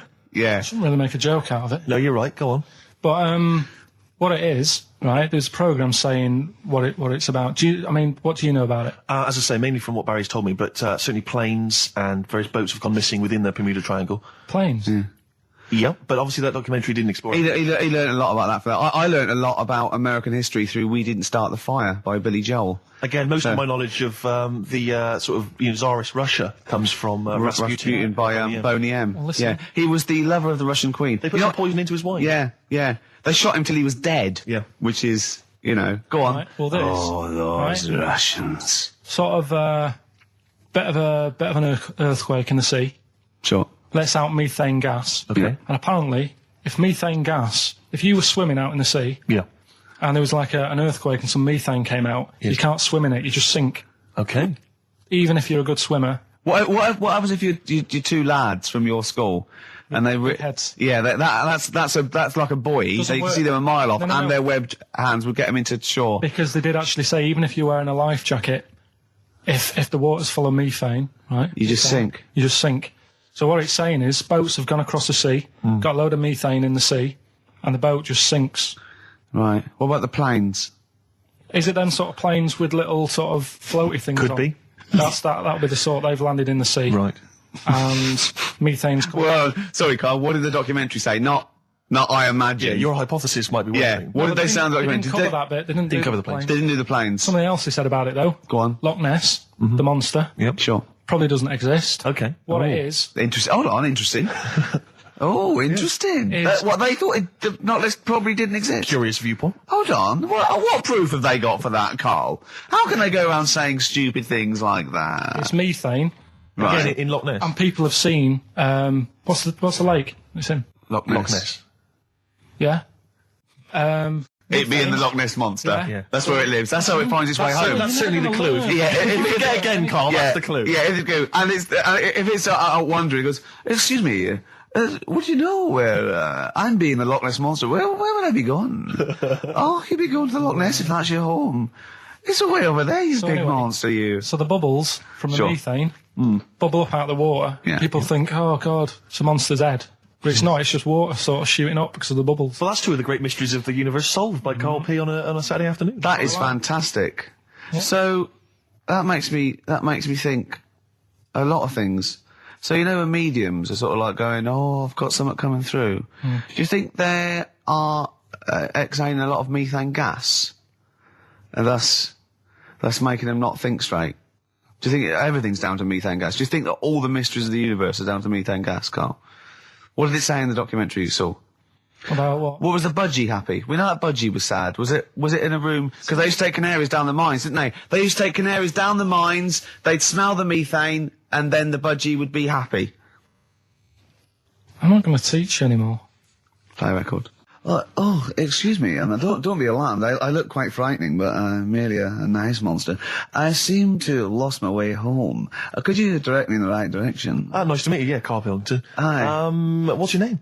Why do you need to know my name? Well, it might help me to find out where you come from. Oh, my name's the Loch Ness Monster.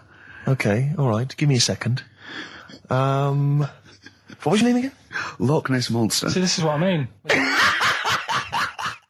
Monkey, that's... It depends. That can live forever. No, wait. It's either a chimpanzee with a typewriter with an infinite amount of time. He would eventually, by definition, mathematically, type everything ever possible, okay? Or it's an infinite amount of chimps with typewriters, and one of them will type it first time. But already that's not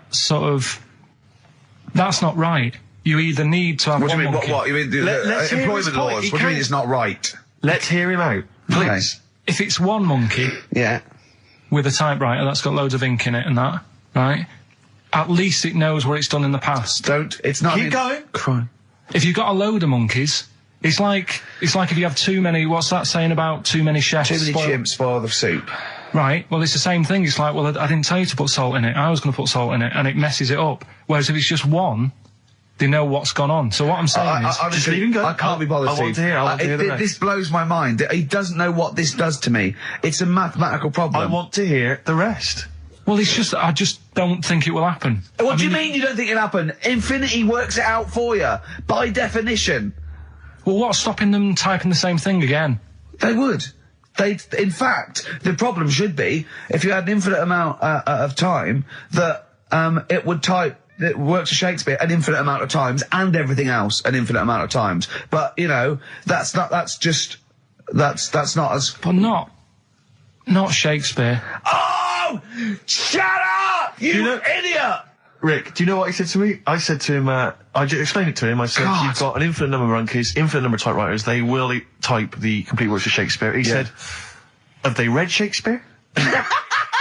You're an idiot! Play a record. said, no, I'm not having this they're not conversation. doing it from I'm not memory. having it because it really, really winds me up. But you're saying they'll do it with no spelling errors. Well, they do it an infinite amount of times. And they do it wrong an infinite amount of times. And they spell the last full stop wrong an infinite amount of times. And they get one thing wrong in Hamlet wrong an infinite amount of times. They do everything an infinite amount of times. But are they going off a story that they've... Play a record, Karl, because I'm going to knock you out. I'm just saying... Shut up! Do they know the story? Oh, They're monkeys! Oh, Christ. No, Right, but- okay. Right, Karl. She's a girl and I'm a man. Good, that, innit? On very good. XFM, 104.9, Ricky Gervais, Steve Merchant, Karl Pilkington. As Yeah. ever, Rick, there's always someone who steps in to defend Karl. Okay, what is the defence? What is the defence? Here's an email from Scott Coomer. He says, Karl is actually right.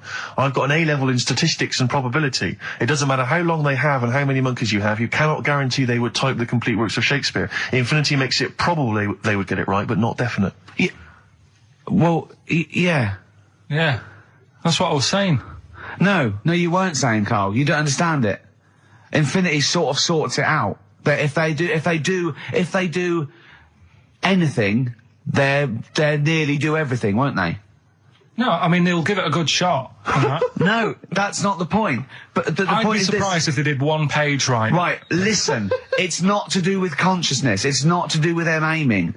They are just bashing away at the keyboard. It's like they're used to show that there isn't consciousness. They chose the chimpanzee because it can type, presumably, hit the keyboard. It's because they hadn't come across you at the time. Yeah. It's to take out thought out of it. It's to take out reason and trying, right? It's just random. They're saying that if you typed enough things, if the computer was left typing everything, if you left it for an infinite amount of time, and they chose Shakespeare because there is meaning behind it, and it's difficult to get it exactly right, to show you that Infinity would come up with it's not just Shakespeare, it's every novel. It's everything. Fairly eloquent there from Gervais. A quick riposte, please, from Karl Pilkington. No, I'm just saying, what I don't understand, if it hasn't read it, then how does it know where it's going? Listen, right, listen, right, Can I just explain to people, right? Some people have said, oh, why are you cruel to Karl? He drives me mental with things like that. What do you mean, well? Let me just take a breather. How do I do your editing? He keeps coming in the week. You know that I work here properly, yeah, in the week, don't I? Yeah. I've got a proper job, yeah? Yeah. Should be 9 to 5, but I normally get in at about 8 o'clock and work A lot till of people about getting 8. 8 o'clock. Working hard, trying to do my job. 3 times this week, I've been rushing around. I walked past my little studio. He's sat in there, all right? Now, because I've got this sort of job, I can get away with it. I said to him, if I was a doctor,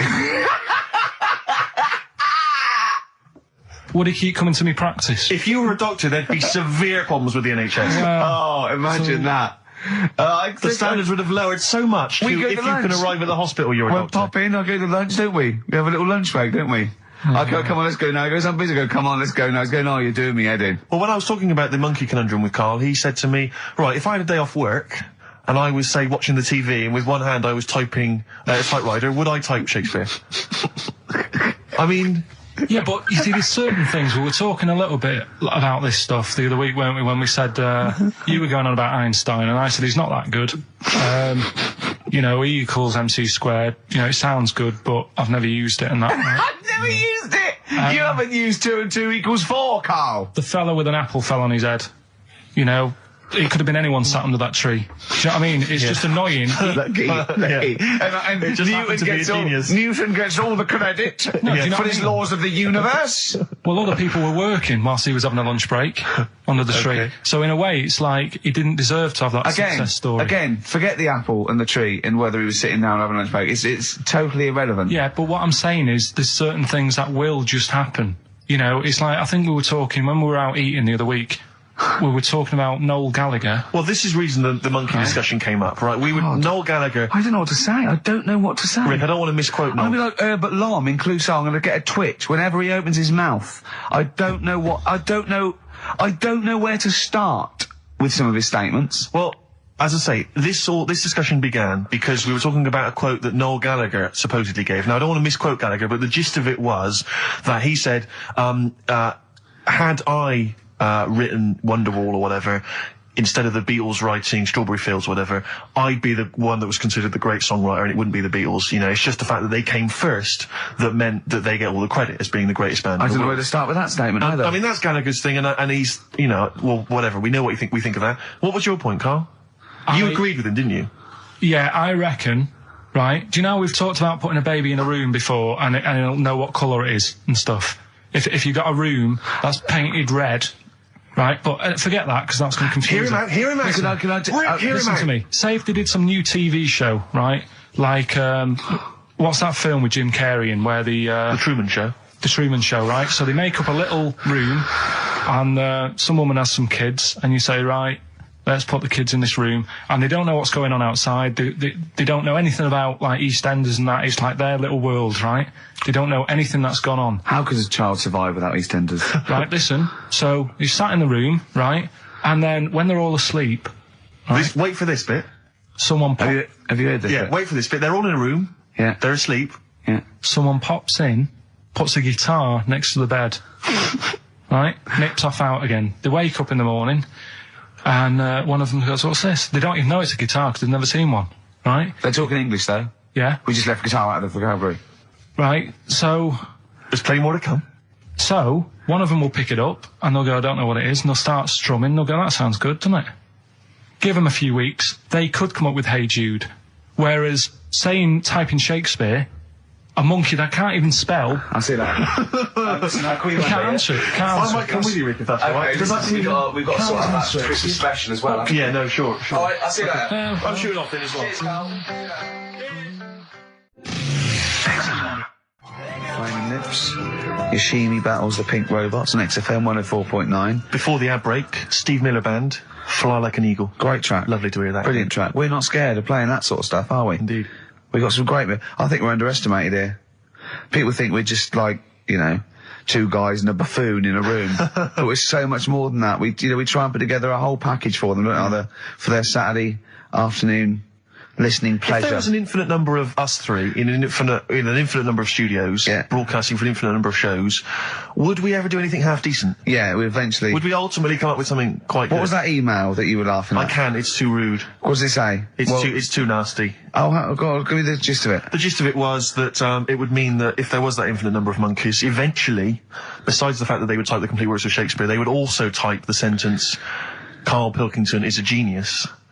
But the email also said it would also type, "Ricky Gervais is I can't say the word, but I know. Yeah. But a number of times they type it and write, "Karl Pilkington is a genius," and Ricky Gervais is a cund. Exactly.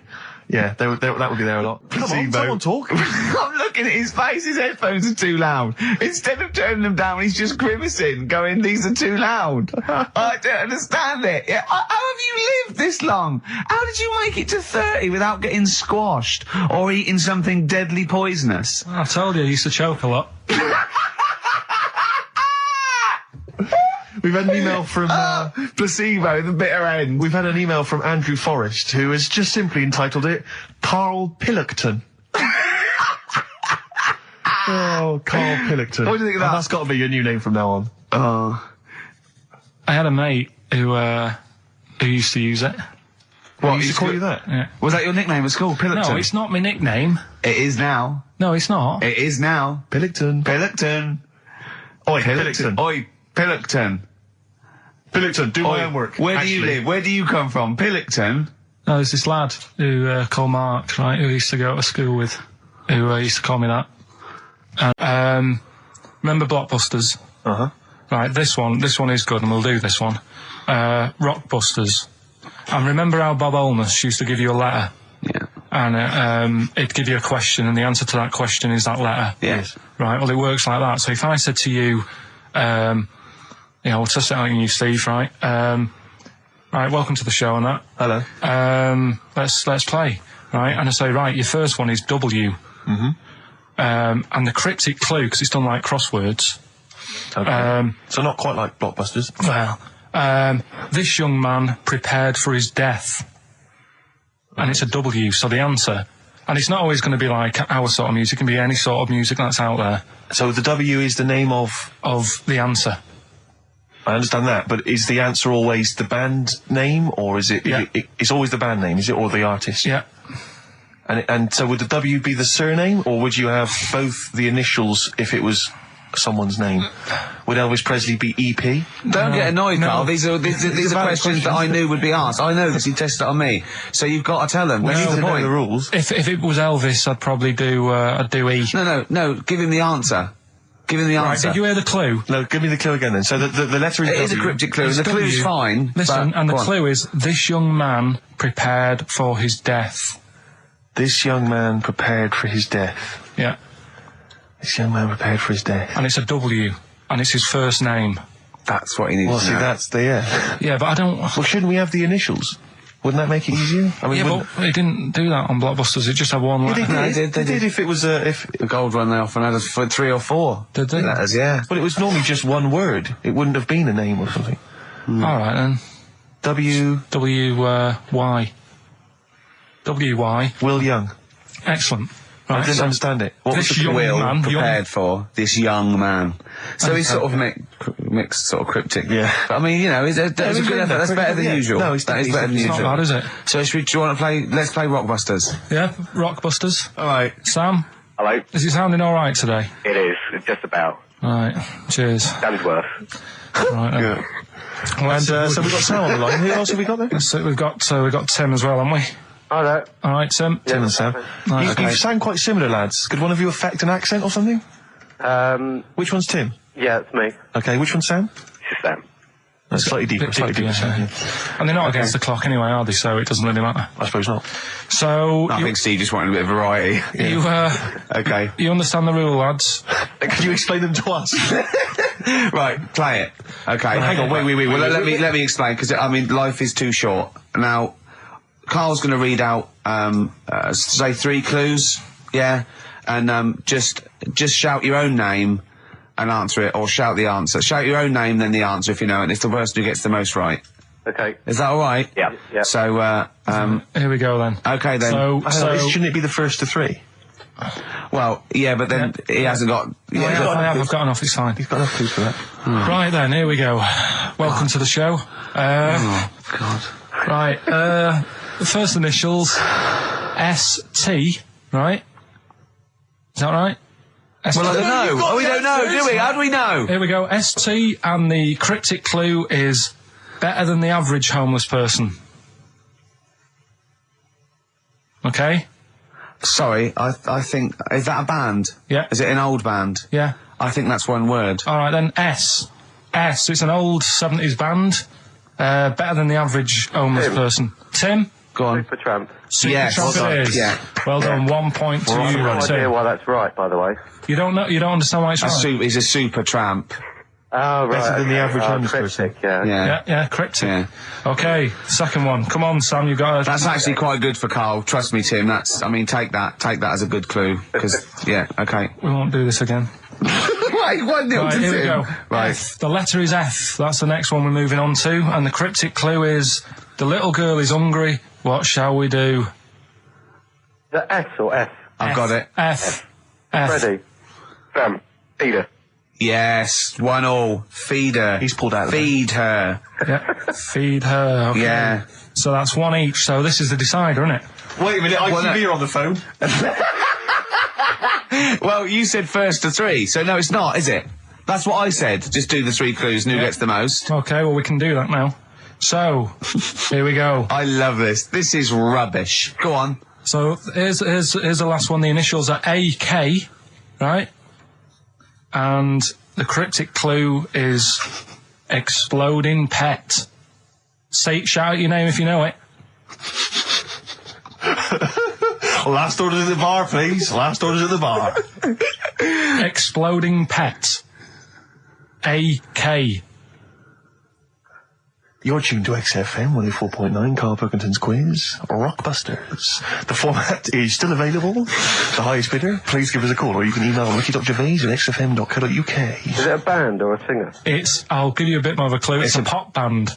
Okay, we wouldn't. No, Tommy Kissam. Yes. Hey. Oh, this is amazing radio. So who was that won? That was Sam who won. So it's 2-1 to Sam. So he wins. What does he win, Karl? He wins some CDs and some videos. No, he's got obviously now, Sam, if you're ready, take the spot. You're going to do the gold run. Away you go, Karl.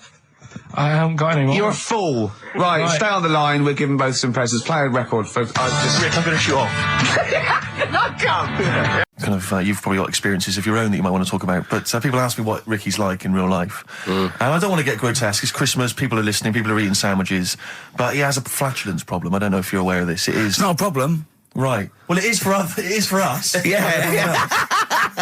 You may not. Yeah. I think the problem with Ricky is Ricky hates to miss out on anything. He's terrified that there's going to be something going on that he's missing out on, a conversation, a joke, someone falling over, you know. And he daren't spend any time in the lavatory because it's too any period of time he spends in there, he could be missing out on some fun. So he kind of tries to get his lavatory, occupying time down to a minimum, an absolute minimum. Plenty of pissing. There's loads of that, but none of the other activity. Really, I mean, you keep that. Really, it's like you're in, you're out, and sometimes I don't think you've done the full job, Rick. Yeah. And today, I'll tell you this: my eyes were bleeding. It's intense. It's just a word of warning because the kitchen at XFM is out of bounds now. No one's going in there until the new year. A to J in the library. A to J in the record library. I'll tell you this: I don't know if Tony Blackburn's in the building. His wig will fall off. But seriously, not that he wears a wig. He doesn't wear a wig. But if he's going down now, maybe he wants to play some Beach Boys. I mean, seriously, forget I'm a celebrity. Get me out of here. Hello, is there a fire? Oh, hello. Did he have a moustache, the fireman? Yeah, do the jingle. We've come up with a new one, haven't we? Well, the freak, say chic, cheeky freak of the week. Right. Well, couple of bits. I don't know which one to use as the main feature for this week. It's not good, is it? Well, there's been another one born. What? Little kid. Who on? 4 eyes. Insult. It's the guy who wears glasses. Come on. 4 eyes, 2 noses, 2 mouths. That's weird, isn't it? This bloke, did he also have 2 heads, 2 bodies? Sort of born slightly separately? He wasn't stood next to a mirror? No. It's weird, that, isn't it? That's all you've got. I love that. That's weird. That. Imagine the doctor said that. Well, Mrs. Parks, kid's got 4 eyes and 2 noses. Weird, isn't it? Any clues? Any clues? So that's it. That's all the information. Well, I'll tell you what, that shouldn't be the main one. Okay, I've answered it. But like I say, what's the idea of this feature? What do I say all the time? Don't know. I always say, think about it. Think about what that would be like. Okay. What? Giving birth to him? No. Being, I think it's a girl. Being like her. 2 mouths. 4 eyes. What would that be like?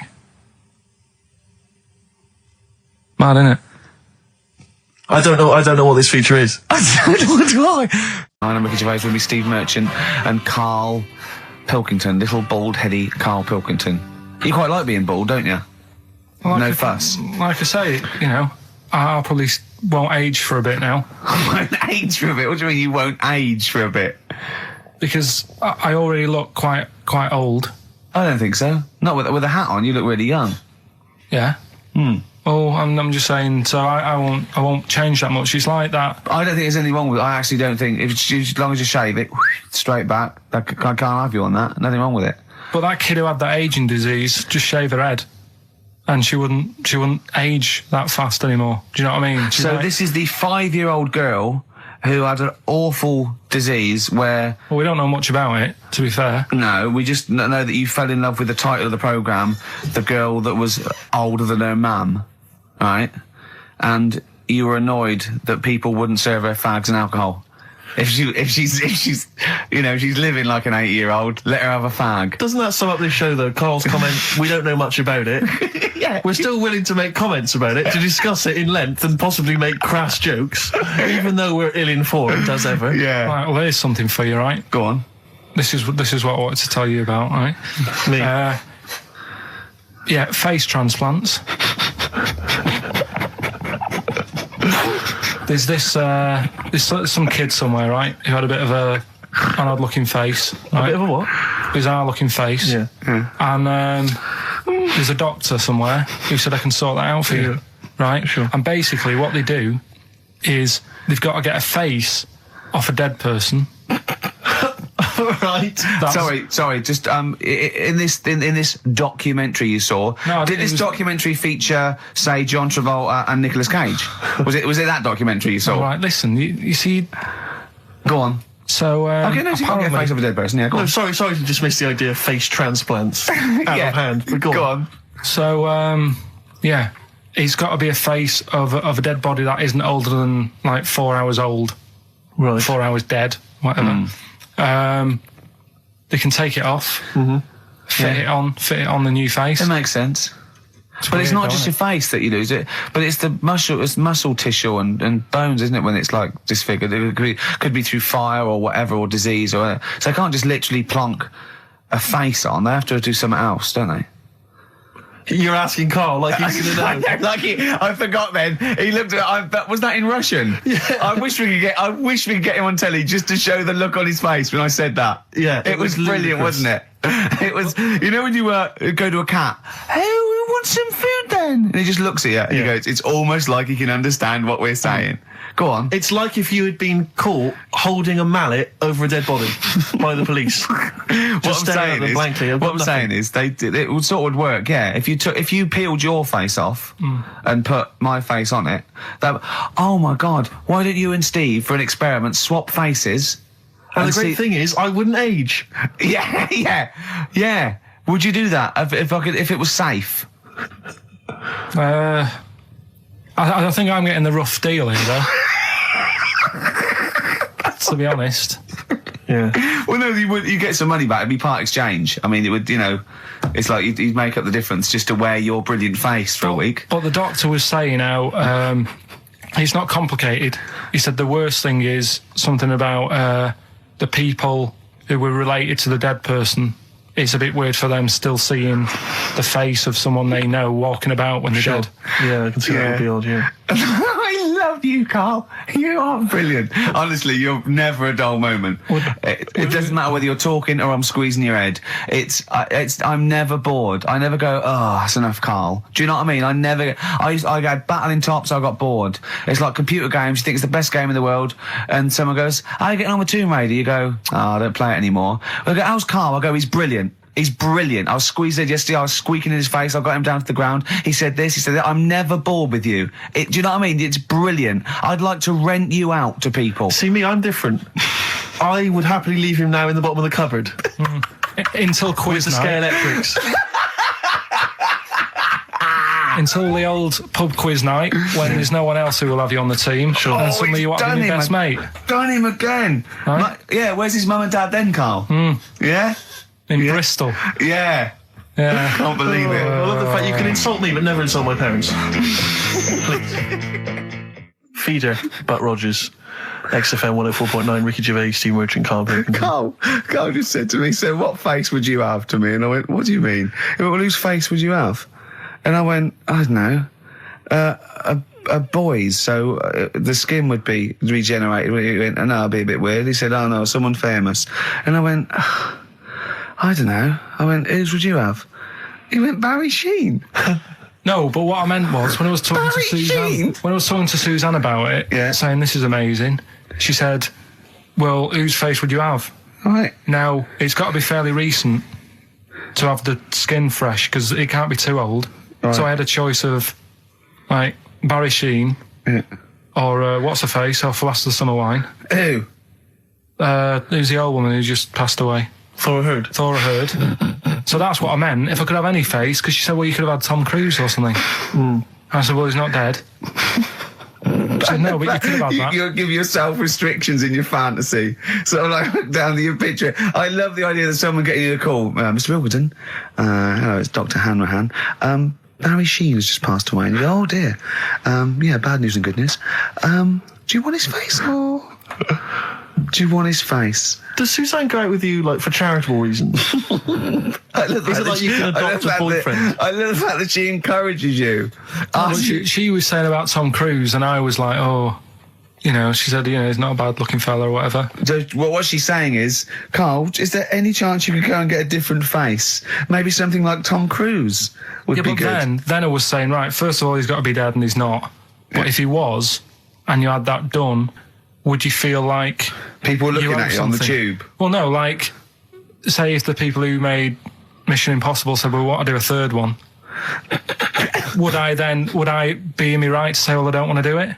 I don't know what he's talking about. I don't mean to be offensive, Karl, but your girlfriend could do a lot better than you. I don't know what you're thinking. I love the idea of this whole conversation about you in Tom Cruise's face and then get offered a film. But why does she have conversations like this with you? It was now on last night. It was now on the telly. I love it. What should we talk about? What about getting a new face? See, you know the sort of things I find incredible. Go on. Mirrors. Shiny objects. Kettles. Yeah. Oh, God. Well, listen, remember the time when I told you about the baby that had a baby? The baby that had a baby. The baby that had a baby? Yeah. It's happened again. No, it hasn't. Well, it didn't happen the first time. It was in the papers, I think, on Monday, in all the tabloids. So it's a twin where one has grown and the other one is still at a fetal level. No, it wasn't, though. It had grown. He was saying to his mum... Who was saying to his mum? The little kid who was 7 years old. And he kept saying... Yeah. He was pregnant. And he was pregnant? Yeah. I know. What do you mean? And he was saying to his mum, oh, God, I don't feel well. And, like, his belly was all swollen, and they thought he'd just been eating cake or whatever. And he was saying, I can feel something moving about, and they were like, stop messing about, there's nothing wrong with you. Eventually, I think he was in gym at school. In gym? What, Jim was pregnant with him? He was like a Russian doll. He was at school, right, just about to do sit-ups or whatever they do at school. Yeah. Right? And flew out across the room. Teacher goes, you're a bit fat. You look a bit pregnant. And so best to the doctors took him, said, you're 7 years pregnant or something like that. What? What? Or something like that? You're 7 years pregnant. Or something like that. You say to the doctor, Karl, why don't you think about what you say before you say it? See the reaction I get. Now, the gazelle, I didn't get excited like that. 7 years pregnant. Send it in. If someone's online at the moment, just having a look around, it happened on Monday or Tuesday. Because I told you at the pub quiz, didn't I, Steve? I said to you, I know the baby's had a baby. Yeah. And you were like, yeah, whatever. Well, I just thought you were talking nonsense as ever. Well, we'll find out. You're 7 years pregnant. Yeah. You're a fool. Play a record. Well, we've still got stuff coming up. Monkey News? Rockbusters answers. We'll have to get that out of the way soon, because we've got to get out of have we got a cheeky freak of the week? Yeah. Brilliant. America by Simon and Garfunkel on XFM 104.9. I'm Ricky Gervais, and I understand I'm about to read my words, Steve. Well, once again, there's always someone, and it looks like it's Mike Lamb who has come to Karl's rescue. Lambo. Now, again, I broke the rules in the week. I met up with Karl. I had lunch with him. And we were chatting and having a cup of tea. And it got onto one of Karl's favourite programmes, was the Tales of the Unexpected. Ah, of course. And all I can think is that he's probably the only person in Britain where they were unexpected. I mean, to him, when that twist came in, he'd go, gee, I can't... Yeah. Oh, God. Can't believe so it was the tree that did it. I mean, he was probably the only... And we were telling all these stories of horror, and he liked horror stories. And I told him this story. And I don't know if this had come across the way, but I told him this story. It was a short. It was a horror short. This was a film you saw, was it? Yeah. And what it was, it started off, just there'd been a car crash. You see, it's a horrendous wreck. And you saw it from the point of view of the person in the car. And he was calling for his mate, and he was going... Dave. And he sort of looked over and saw a body without a head that had been thrown. He goes, oh no, Dave. And then into the field of view came Dave, his mate, and looked at him with a look of horror, and then it sort of went black and you realised that he was just a head and it had been his body. Oh, wow. Right? Yeah. And I said, then it came up at the end, at the executions in the French Revolution, people experience consciousness for, and he went, oh, no, he said, it wouldn't be for that long. And then he went, if it was a chicken, it would work. Imagine remaking that film, but it's two chickens in a horrendous car crash. Their own fault for driving. It would work. No, he wasn't having that. Yeah. No, it was too long. I think he said, how long was this film? I went, about 5 minutes. He went, no. It would work if it was a chicken. I like the way that Karl is something like, when you relate an incident like that, he's appalled and offended and annoyed by the people that made it, even though he's never seen it. Oh, he's annoyed, yeah. Do you have a favourite Tales of the Unexpected, one that you remember particularly that shook you up? Yeah, we were talking about the one on where there's some woman in prison. Have you seen that one? I can't remember them all. Right. This woman's in prison. Yeah. And she gets a bit friendly with the guy who takes the dead bodies out. Right. And he said, I can get you out of here. He said, what you've got to do, right? You've got to, I don't know, at midnight. When you hear the bell toll, that means there's been a dead body. Yeah, there's been a dead body. So what you've got to do is go into like the place where all the dead bodies are, get in the first coffin on the right, and then I'll come along and carry you out and you can run away and escape, right? So she goes, yeah, all right then. So she hears the bell go. I'll bury you, right? And then I'll come back later and dig you up. Right. Yeah, but that's the point. It doesn't matter. It does matter. Trust me, Karl, it really matters. Okay. Listen, I don't know if I'm going to ruin this for people at home. Yeah.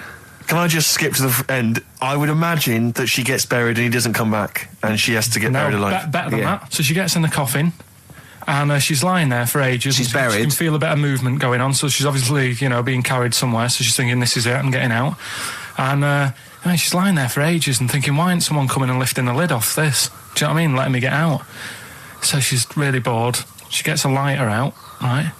Lights it to have a look at who she's lying on. It's only the fella who said he'd help escape. Oh. How bad is that? That is... How bad is that? So it is quite important that she's buried alive then, isn't it? In retrospect, you realise that the jeopardy is that she's buried alive and can't get out. Yeah. It makes it so much worse, doesn't it, than just like lying in the morgue and going, actually, I'm getting out of here. Yeah. This isn't going to work. Look at Karl's face. Having told that, he's so pleased. His face is lit up. He's beaming like a child. Karl, over to you. This is the time where we play, the world famous quiz, isn't it? Rockbusters, isn't it? Yeah. Which is Blockbusters, but with music. See you later. Cryptic clues and that. Do you want to say? Not really cryptic, but go on. We've got a number of DVDs to give away, including some teachers' DVDs. We've got a bunch of CDs here, and also Ricky Gervais's live stand-up DVD. Animals, brilliant. Which Cool. is not good at all. I really would not encourage people to buy that. It is weak observations, poorly performed. I would recommend The Office Series 2 on DVD. Rubbish in that. I'm awful in that. You can actually see me forgetting some of my lines. That's true. Go on. Right then, so cryptic clues, just an example, might be new, I reckon. People will be staying in today because it's raining and that, so might not have heard it before. So, like... or they have and they're not listening. Yeah. Well, whatever. Good, you gave up on that, did you? Three. Give us an example of the sort of thing. Jesus. All right, maybe don't. Listen, I'm a broadcaster. Words are my tool. Go on. All right, forget that. Come on, Baldy. Right, three clues then. Here's the first one. It's a band or an artist. Yeah. Right? I'm going to the northeast. What are you going there for? Good point. Good question. Right? If it had been why you're going to the northwest, that's a different matter. Go on. Going to the northeast. What are you going there for? Right. Yeah. S is the initial, so it's a band or an artist who starts with. This is the reason, because actors are often quite handsome people, but yet they're always quite obnoxious. We are. No, I mean, they're normally quite obnoxious, Rick. Again, you're a good example of that. And yet, I think it must be the small man complex. That's what makes them so obnoxious and so kind of desperate for attention. Didn't realise it before. Steady on. Because, of course, I tower above everyone. You do, don't you? I'm, for people who don't know, who are listening, I'm 6'7" tall. That's high. Yeah. That's And for people who've never seen him, he doesn't hold it well. It's not like he's a sort of handsome athlete, is it, Karl? He's a bit of a, what do you call him? Carl, don't answer. No. Don't get drawn into that. You know the game he's playing. No. Do you know yesterday when you were in the office? Yeah. You did a little move, and it reminded me of Blakey. Oh, I hate you, Gervais. Oh, I hate you, Pilkington. That's his stance. Yeah, but even he held it a little bit better, didn't he? Because he was a man, you know, he had a big coat and everything, and a peak cap.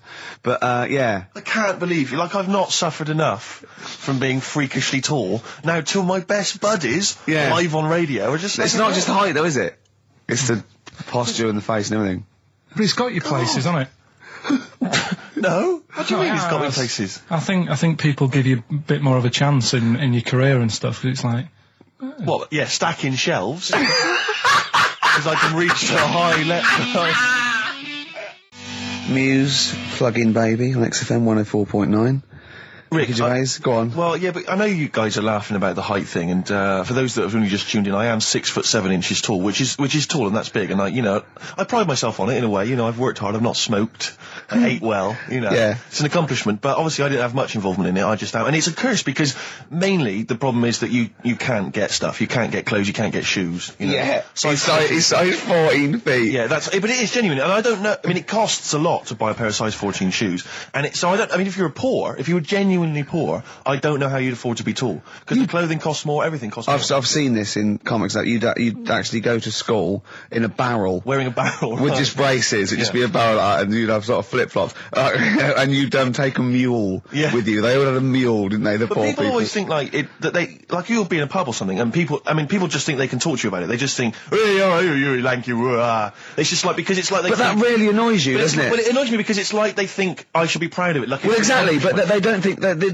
this is not a disadvantage, this is not a disability, is it? You're taller than most people. It might get disability. No, if you were 8'3", it'd be slightly disabilitating, you would, but... Disabilitating? What? Disabilitating? Yeah. No, you're a medical man, aren't you? But, no, the point is, it's a disabilitating because when you go on public transport, like if you're on a coach... yeah. The only place I can sit on a coach is that seat... On the driver's lap. Either on the driver's lap or that seat at the very end. Yeah. You know, which sits into the aisle. Yeah. That's the only place I can sit. Well, you stand up, some sort of kids at the back waving at drivers. You could drive it from the back. Here he comes, watch it. Were you a tall baby? Oh, Mr. and Mrs. Merchant, you've given birth to a basketball player. Look at his dribble already. Were you a tall baby? Babies aren't tall. Oh, at what point did you suddenly, like, Jesus, nothing fits me?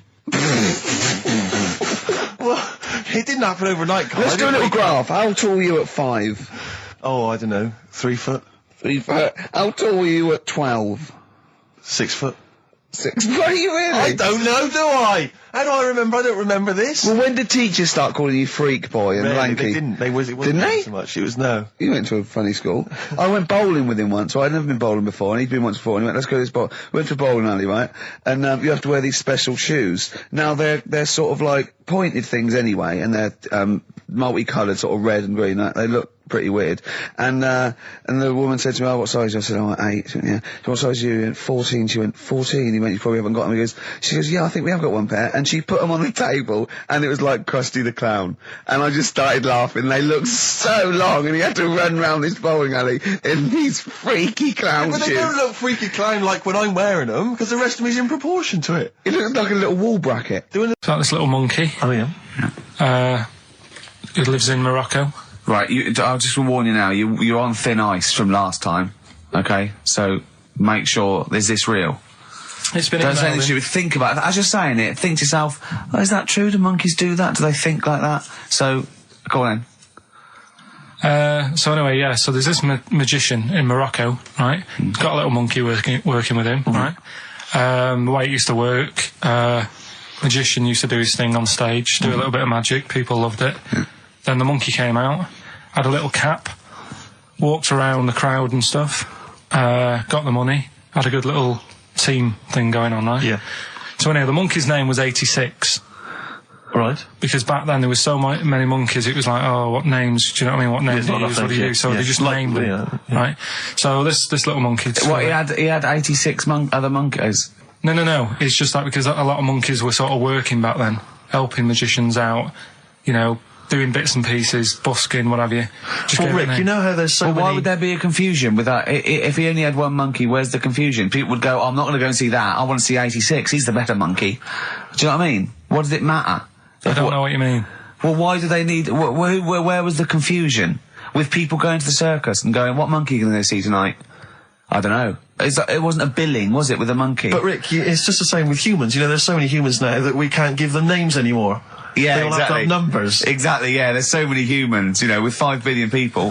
We can't give them names. It's impossible. But, you know, with a few monkeys anyway, number working... 22, go on. So, anyway, there he is. 86. 86.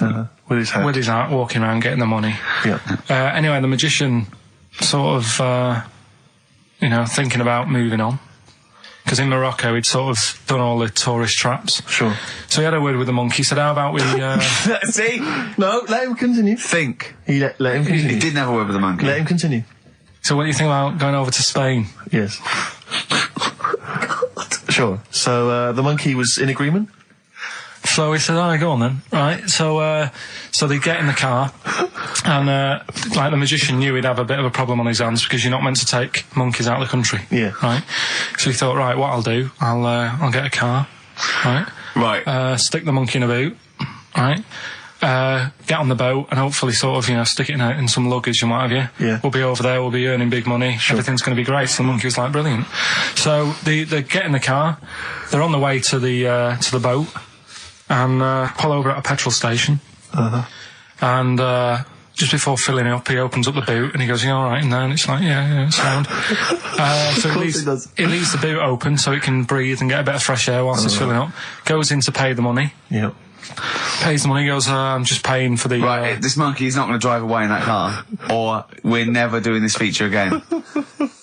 Karl, what happens? What's number 86 up to? So, 86. So, That's the ending, isn't it? That's the story. Come on, let Karl finish the story. It better not be. Brilliant. You're going to love it. Right, so he's in the petrol station, and he's going, right, I'll pay for pump 4. And the fella says, what are you talking about? Pump 4, isn't that a monkey? No. Sometimes I use numbers for monkeys, sometimes I use... No, I mean pump 4. Sure. So he says, what are you talking about? There's no car at pump 4. Right. Keep going. Sticks his head out of the door. Yeah. The monkey's giving it some. Went over to Spain on its own.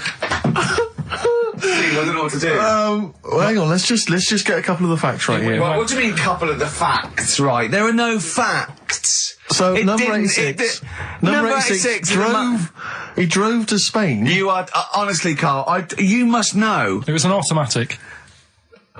Right. Karl, you must know that is shit. There is no way a monkey... That's the thing with this. He gets stopped at customs. It's mental. How did he get through customs, Karl? Has he got a passport? No, he was sneaking about because he didn't have a passport. So he parked and then snuck through.